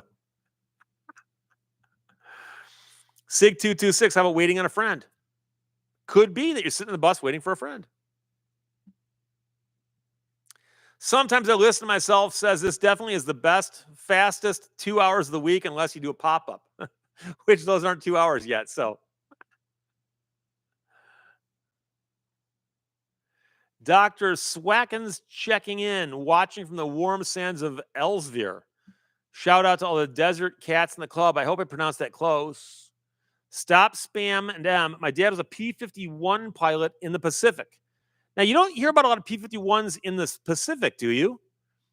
You hear about more like Corsairs and P-47s, but I don't doubt it.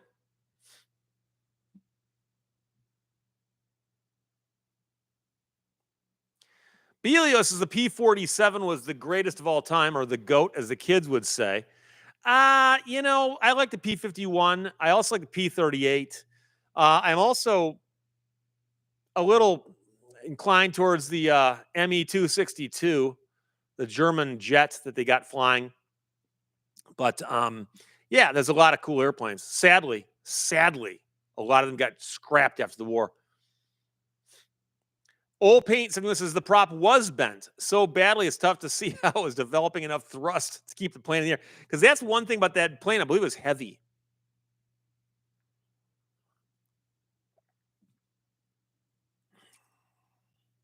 Yeah, Sig226, waiting on a friend is, of course, a Rolling Stones reference.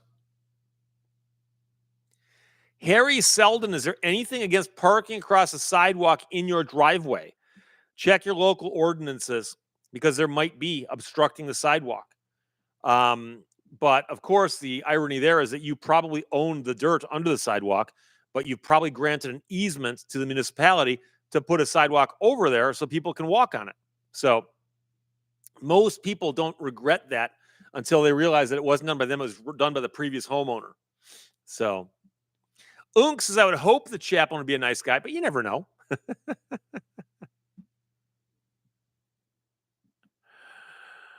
Padre, did you hear about the store owner in New York that got sued because someone fell on his sidewalk and sued him, and the city said he owned it, so he fenced it off? I have not done a video about that. I've been meaning to. But the funny part about it is that that's an example of somebody in the legal department at the city screwing up because the sidewalk is on property, most likely owned by the store owner. But he granted an easement for the city to put a sidewalk over the property. And in exchange for that easement, one of the things they told him is we'll maintain it and we'll take responsibility for it, which means if someone falls on it and sues somebody, they sue the city. And for them to go, oh, it's not our property. Guess what? Every sidewalk in town could be fenced off like that then. Obviously, they can't do that. So that's, like I said, a great example of somebody screwing up, and there you go. Leo the Nomad, if Eleanor failed the towel test, do you think Christine would pass?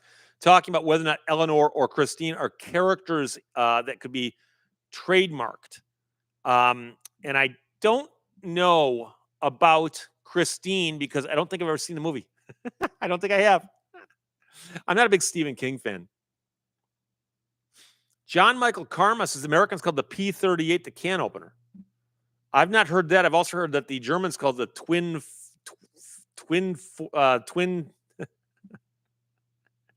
twin-tailed devil, maybe something like that.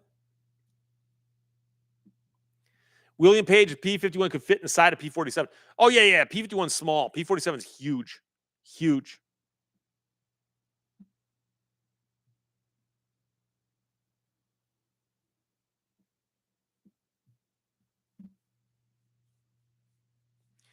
Robin Hood says, almost without exception, the city or the developer of the subdivision be responsible for sidewalk at some level.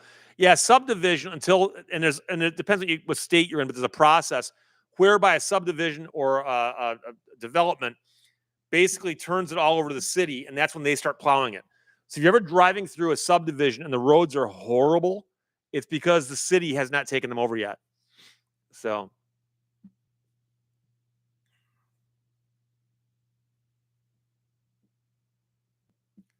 Chris Bedesa says there are several places in New York City sidewalks which have a plaque. This square foot is owned by XYZ, permission given. But usually it doesn't limit itself to the size of the plaque. It'll often just say this piece of property is privately owned, but permission's been granted, and so on.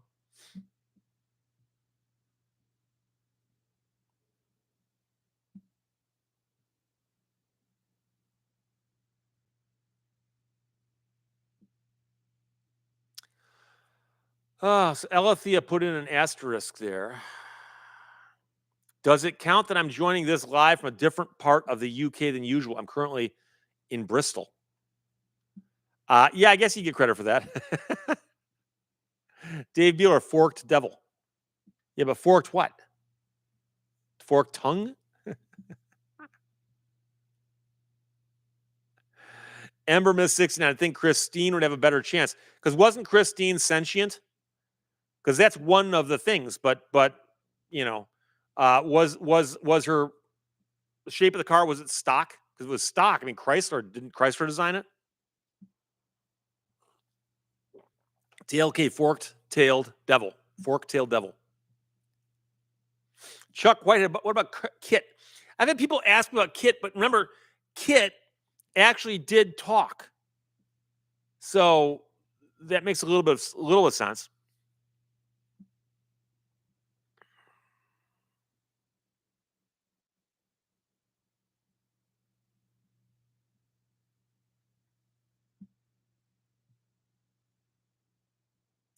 Yeah, Tim Nosman says, I think the Eleanor lawsuit was ridiculous, referring to the people who were promoting the idea that this is a character. And nobody in their right mind thought the car was a character. It's ridiculous. And keep in mind that Eleanor was different in the two movies. Different colors, different years. Just stupid. It was just stupid.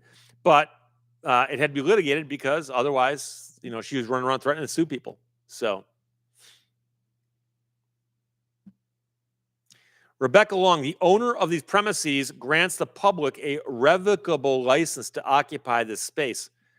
I remember seeing those in Los Angeles, also downtown LA. Daniel Kester says the Packard Merlin engines were slightly better than the Rolls-Royce Merlins. Chris Canine, what is your opinion about the law tigers as lawyers? I'm not sure what that means. Is that a YouTube channel or something? I'm not sure.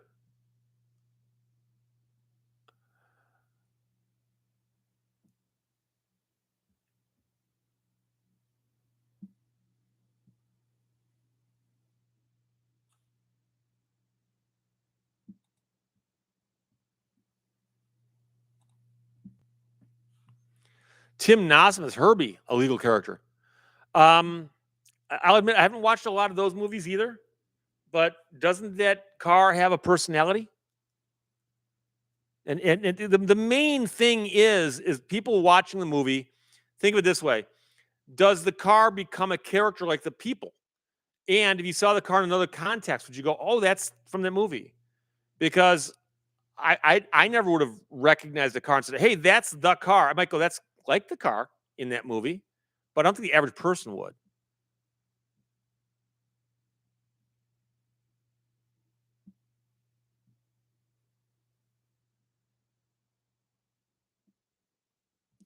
It's not Mio 7. Not a fan of naming cars. They already have a name.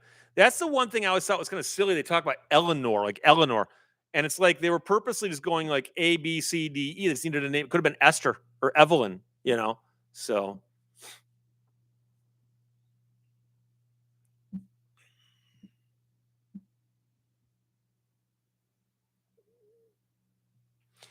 Harry Selden says Law Tigers are a firm that specializes in motorcycle cases. Where? I've not heard of them.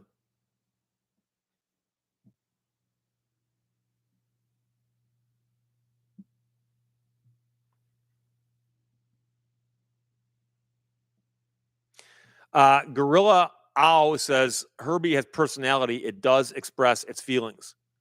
And that would go a long way towards that.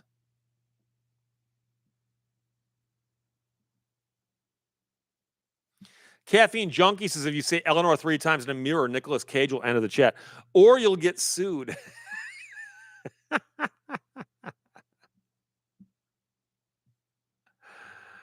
Oh, boy. Genetic Memory Farm says he sees Law Tigers advertised all over Chicago. Okay.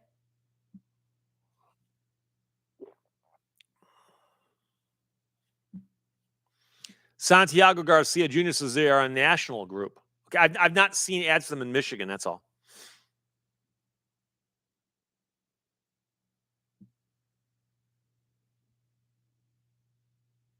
Belio says, I believe in the original Gone in 60, they referred to a couple of Mustangs as Eleanor.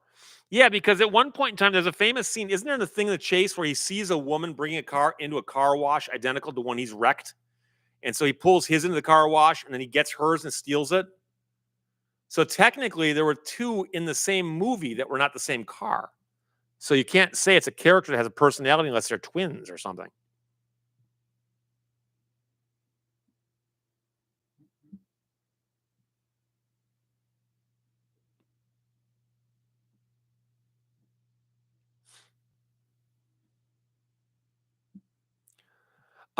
Jay Klein said a car that's named by friends is a Chevy Spectrum, and they called it the Rectum. But that's actually very, very close. So, and Dan Boyd says the original Eleanor actually was stock, like just a stock Mustang. Wasn't it like mustard colored or something? It was actually not even that good looking of a car. Yeah, John N. Jr., how do you know if your car is a boy or a girl? Don't forget that in a lot of languages like French, they actually have male or masculine and feminine articles. And if you get it wrong, they laugh at you. Ho, ho, ho, ho, ho. Are you telling me that I actually have to specify what its gender is when it's a thing? And I've had people go, but Steve, most languages are like that. Okay, everybody's jumping off a cliff. Would you jump too?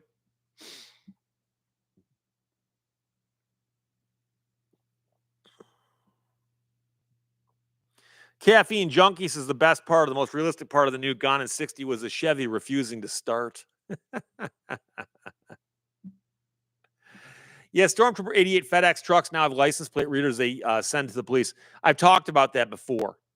That it's one thing if they put a stationary camera in a public place. It's another when they put it on a private truck that comes up your driveway for another purpose and they film what's back there. That to me is very, very wrong. Fat Butterpants says Don Henley will sue you for humming Hotel California in an elevator.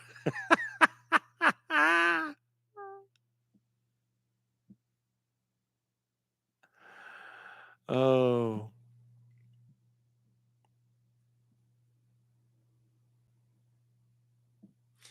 Lion Zookeeper says, my daughter named my Hyundai Elantra the Hyundai Enchilada. Close enough.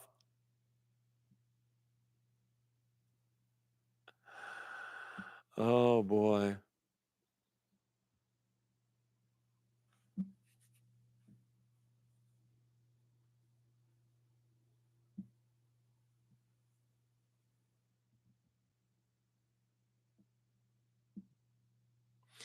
Dave Bueller, I always back into my driveway commando style. That does make it easier to pull out and you feel kind of like more efficient that way, right?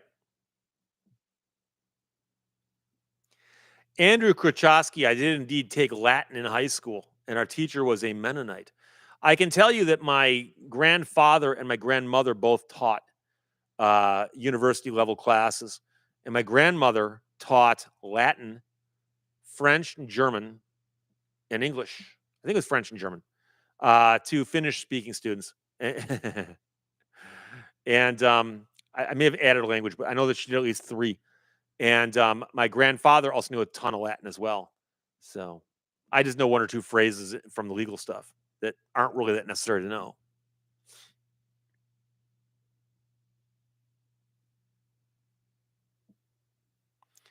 Michelle DeFranco, why do you have a second setup for live streams instead of shooting at the same spot as the videos? For reasons far too complicated to explain, this is easier. To me, they're easier and more fun to do if I don't have to put a lot of work into it because it's a Sunday. I mean, come on.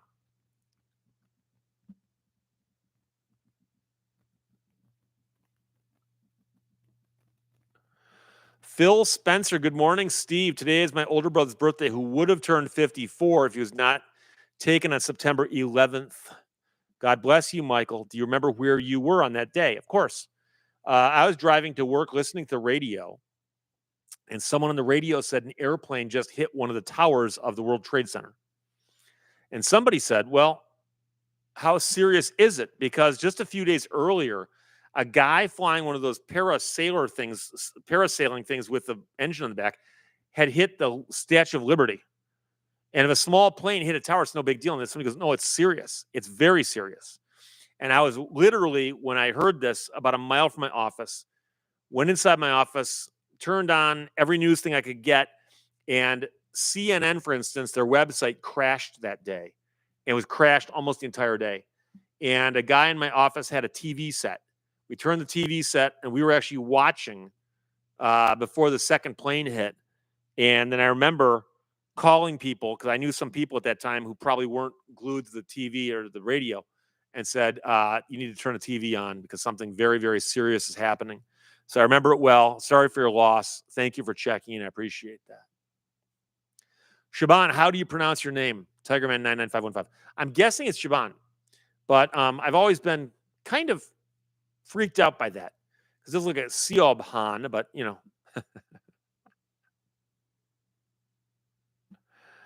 Steve G says my lawyer uncle took Latin in high school and said that it benefited him in law school.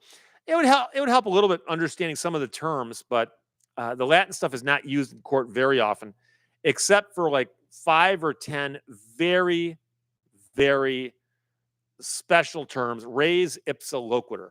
The thing speaks for itself. But the thing about it is that when you're in court and you say res ipsa loquitur, you almost always default by going, the thing speaks for itself. So at that point, why do you need it, you know?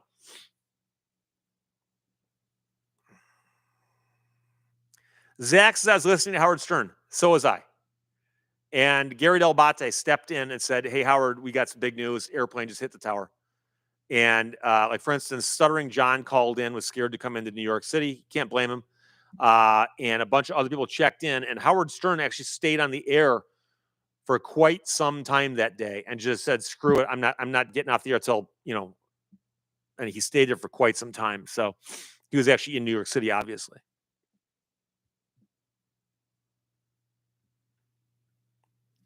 Zach, isn't habeas corpus Latin? Yes, habeas corpus translates the word corpus, same root as corpse for body. Habeas means present or bring something to me. Habeas corpus literally was an order that said, bring that person before me. And the fact that they're calling it a body is kind of unusual. But there was a time when, in the old days, if the king didn't like you, or someone didn't like you, they'd arrest you and just throw you in jail and just leave you there. Well, you'll never be found not guilty because you ain't never going to trial. So you could appeal to the king, and the king could order the sheriff or whoever it was that jailed you to bring you in before him and bring in the person who brought you, in essence, and have them explain why you're being held. And the king would say, either try this man right now or let him go or something. But the point is that you couldn't lock somebody up forever. And that's what habeas corpus is, and that's where it came from. And so it's enshrined in the Magna Carta as well as the U.S. Constitution. And it's just something that's presumed to be a part of any civilized society, that you can't be locked up forever. Mike Lackner, I don't know Latin, but I understood the intent of my Latino girlfriend's words when she was angry.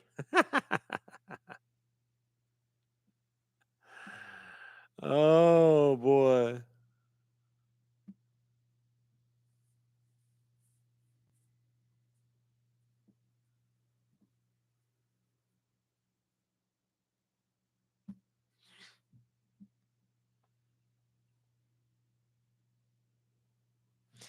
Dave Beeler, wife's from Ukraine, always curses at me in Russian.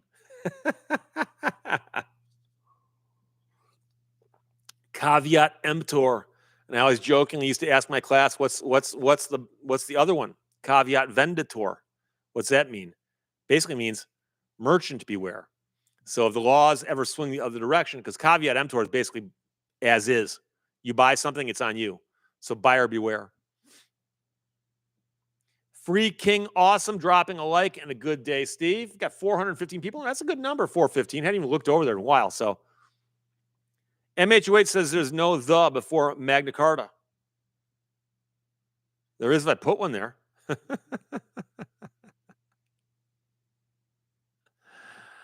D would remember September 12, looking up at the sky and not seeing anything there. Felt like I traveled back 100 years ago.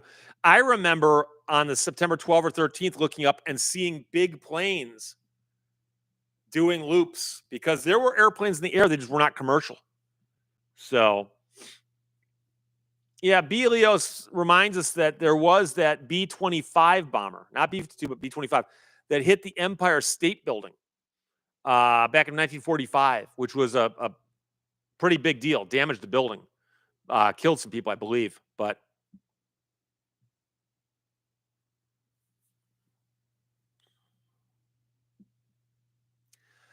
John Bonchi, I saw a group was playing Atlantic City last night called the Australian Bee Gees. Are they related to Australian Pink Floyd? No, I'm not even sure they know each other. I think that's might be a common way to distinguish yourself as a tribute band from the real groups. And they're probably from Australia. Although being the Bee Gees, Australian Bee Gees, might actually give you a little bit of credibility, because the Bee Gees had some connections to Australia.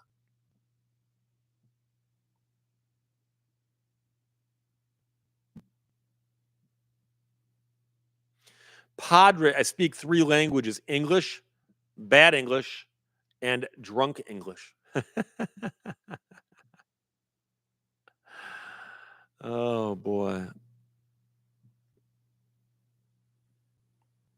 Daniel Kester says he's not leaving, but wants everyone to know that he doesn't have the time to say it later. So nice to see everyone. Have a good day and take care for the week. Johnny Knoxville reminds us to like and share. Harry Selden says, remember a MASH episode where Winchester is playing lawyer and lets out a stream of Latin that is actually aspirin 3 times daily. Yeah, the later MASHs didn't do a whole lot for me. I wasn't too crazy about Winchester as a character, nor Potter, but what are you going to say? Chief FC says Carpe Pichum. I believe that would mean seize the carp. Carpe.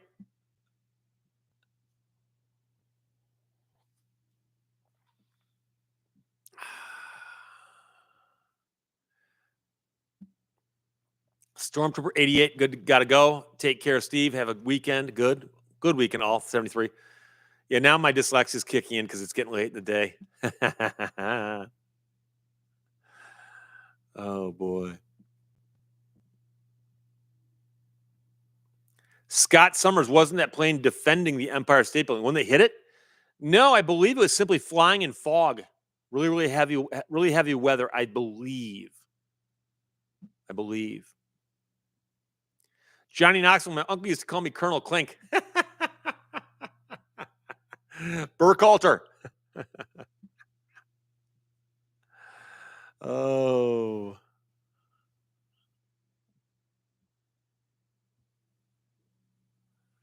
Zach, I used to live right by Daytona. I've seen the Thunderbirds do a flyover in a bomber. It's more impressive to see a bomber because it's so big it defies gravity. Yeah, some of those big planes are scary, scary large.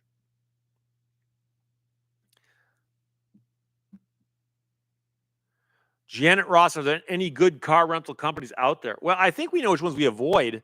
The rest of them seem to be okay. I've never been arrested, but I don't rent Hertz.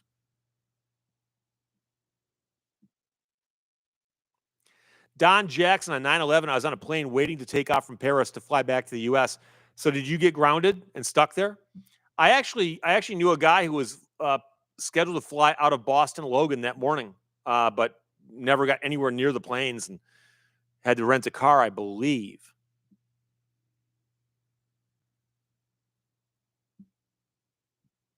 Dr. Rick says, Steve, correct. It was fog. Yeah, I called it the weather because fog at a certain height is just clouds and vice versa.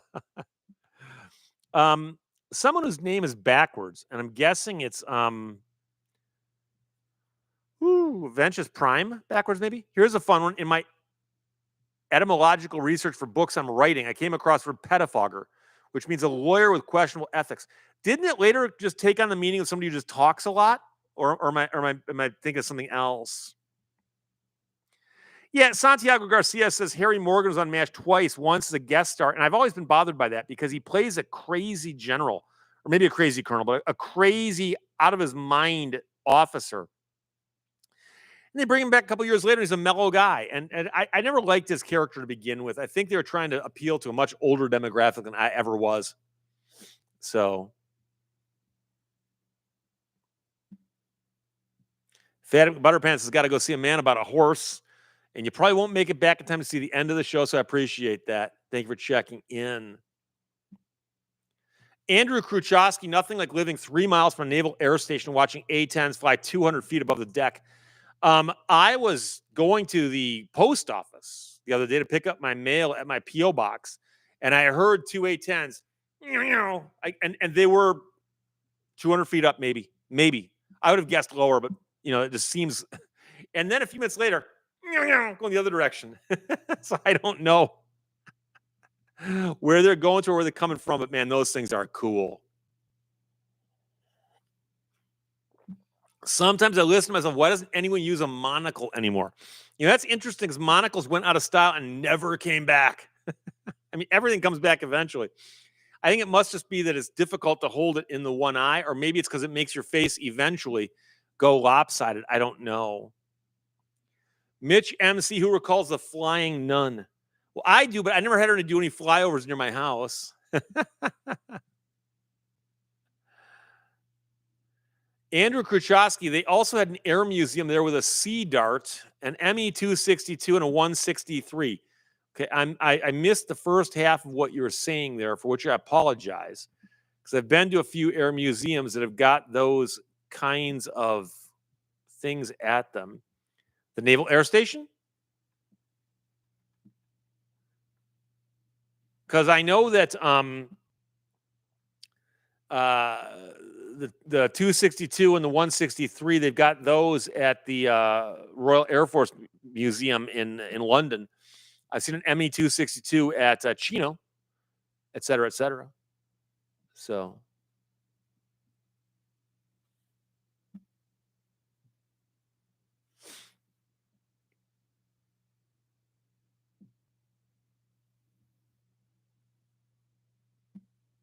yeah, Phil F says Morgan played General Steele the first time. Yeah, I forgot what rank he was or his name, but he played this crazy high ranking officer, and then suddenly comes back and it's like he's a different guy, you know. And it's just, you know, but I guess I really liked him. Andrew Khrushchevsky says they sent the Messerschmitt to another museum some years back. Do you know which one?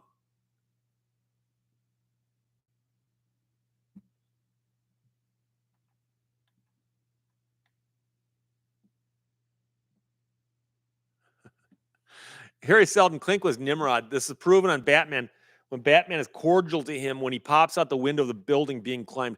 That was one of the weirdest gags that Batman came up with. They'd be climbing up the side of a building, and a star from another show from that network would pop out and say hello. Cross promotion.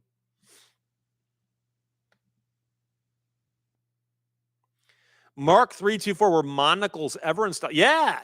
We're talking about like Europe 1880 through like 1920 or 30. Also, dueling scars. It was considered really, really cool if you had a big old scar right here. Because you go, yeah, you should see the other guy. Other guy's got one too, you know.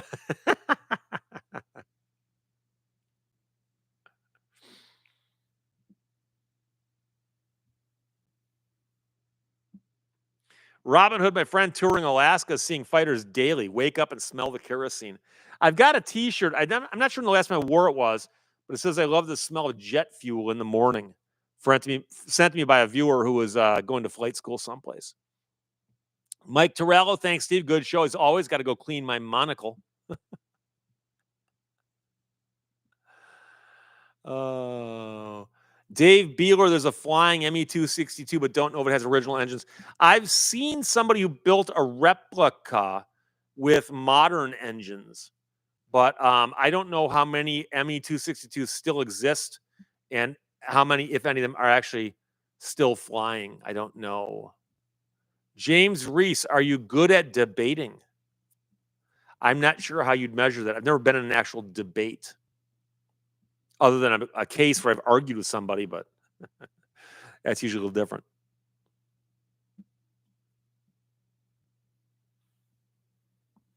Johnny Knoxville, Mr. Peanut wore a monocle and a top hat and a cane. Oh, Johnny Knoxville, do you have Mr. Peanut Bank? Oh, the prodigal stranger sent in the Embry Riddle shirt. I went to school there for aviation maintenance. Very cool. Thank you very much. I appreciate that. I knew it was sent in by somebody who knew. I just wouldn't know they'd be here right now.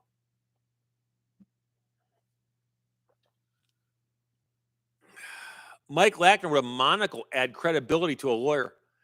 Yeah, I don't think so.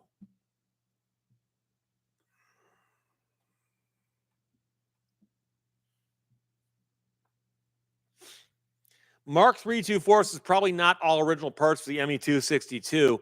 The original had some rough engines. I'm pretty sure that the service interval on the engine was 25 hours, meaning that if it made it to 25 hours, they'd rebuild the engine. I believe the engines were actually designed to be swapped out because of the way they're installed, but they'd either rebuild them or replace them after 25 hours, which is pretty low. But they're also being used or being built using materials that are available to the Germans in the war, which meant that they had a shortage of a lot of material. So they had to use lesser materials. So if you built one now, you'd want to put modern engines into it and probably modern avionics also.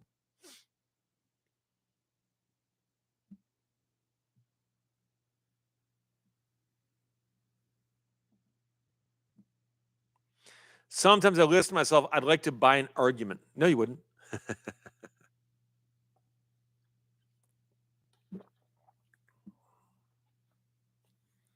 Yeah, blah, blah, blah points out that Colonel Klink had a monocle. Yes, I think that's how we got on the topic.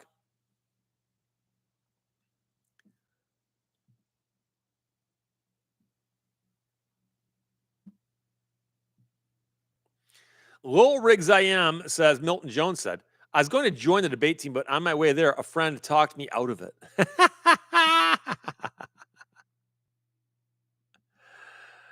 Oh, boy.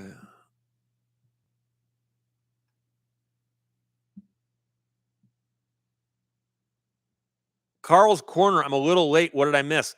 See, I was about to leave, but now I got to say hello and talk for a few minutes.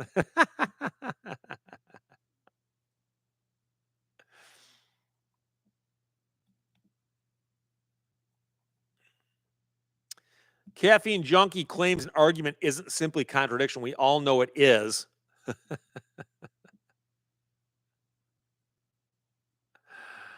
Oh, boy.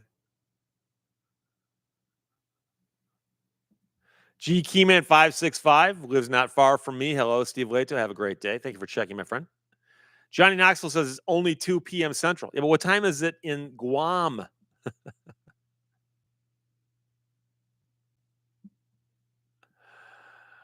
Oh, yeah, Johnny.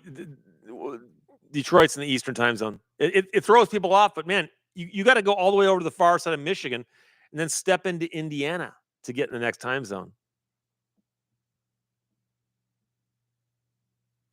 Ember Miss 69 going for a drive this fine Sunday. If so, which one gets to hit the road?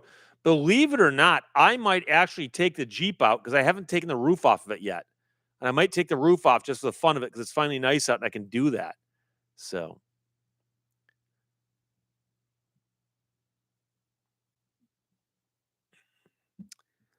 and Santiago Garcia says, what makes good cases for your channel?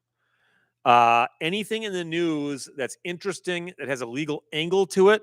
We do tend to like constitutional law issues or situations where people are dealing with the government, whether it's the feds, the state, the local, or an HOA, which is not quite government, but oftentimes a similar thing. And then surprising things in the news that have to do with legal issues. So, Johnny Knoxville, I can go for some Buddy's pizza. They don't have Buddy's outside of Michigan yet, do they? Buddy's is good. I'm telling you. just thinking about it right now, I'm like, I can go for some Buddy's also. Belios says Colonel Klink had a dueling scar. I believe he did. And I think Burkhalter had one too. Mark 324 still waiting for a good tree law story. They're all the same. Guy's got a tree on his side of the property. It falls over and hits the house on the other side of the property. And this guy goes, not my fault. Tree's on your property now. It's your fault.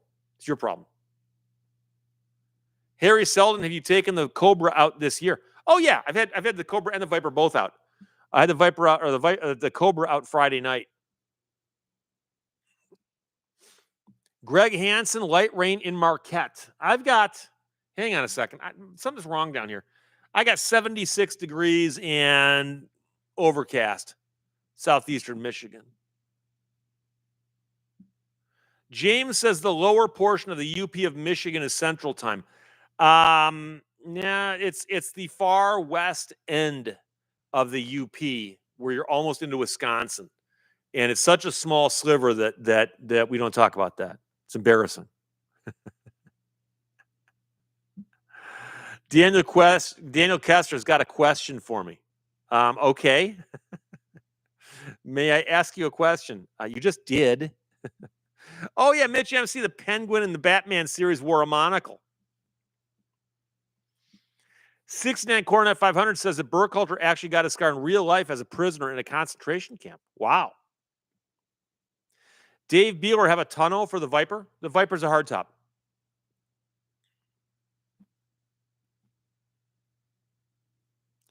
Johnny Knoxville is going to Charlotte for work, but the NASCAR Hall of Fame closes at 5 p.m. I've been there. If you go to the NASCAR Hall of Fame, check to see if they still have Bobby Isaac's Grand National Trophy. I seem to recall they had his trophy, a pair of his shoes, and some of his other stuff. National champion in 1970. Dan Boyd says not convertible weather here in southern Ohio. Yeah, you got some massive storms, right?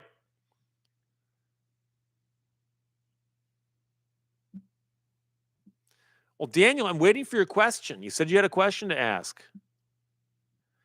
SKS Hugo says Count Dracula wore a monocle. Did he? I don't remember that.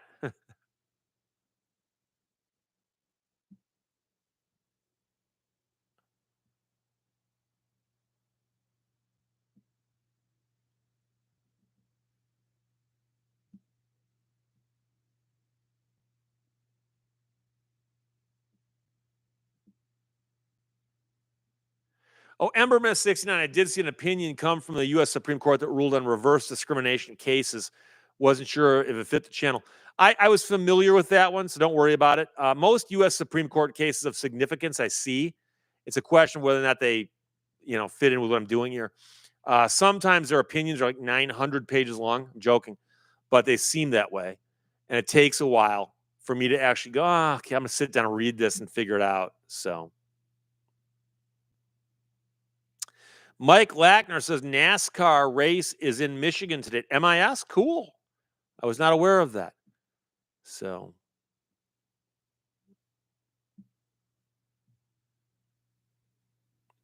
Natasha Clayton says, hi, new subscriber. Well, thank you for checking in, my friend, but I apologize. These live streams start at 1 and tend to end around 3 o'clock Eastern time.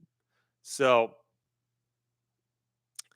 Nabil R says, hey, Steve, would you ever consider doing videos on different topics, like specific legal concepts? If they're interesting and if I think I'm allowed, if I think I can do it and make it work, I'll do it. But send me a note. But I found that if I talk about some general concepts, some people just go, get back to the news. So there you go. But I'm going to wrap it up now because it's been 2 hours. Have a great weekend. I'll see you like I always do on my channel. I'll probably do a pop-up Wednesday night or possibly Tuesday or Thursday. We'll see.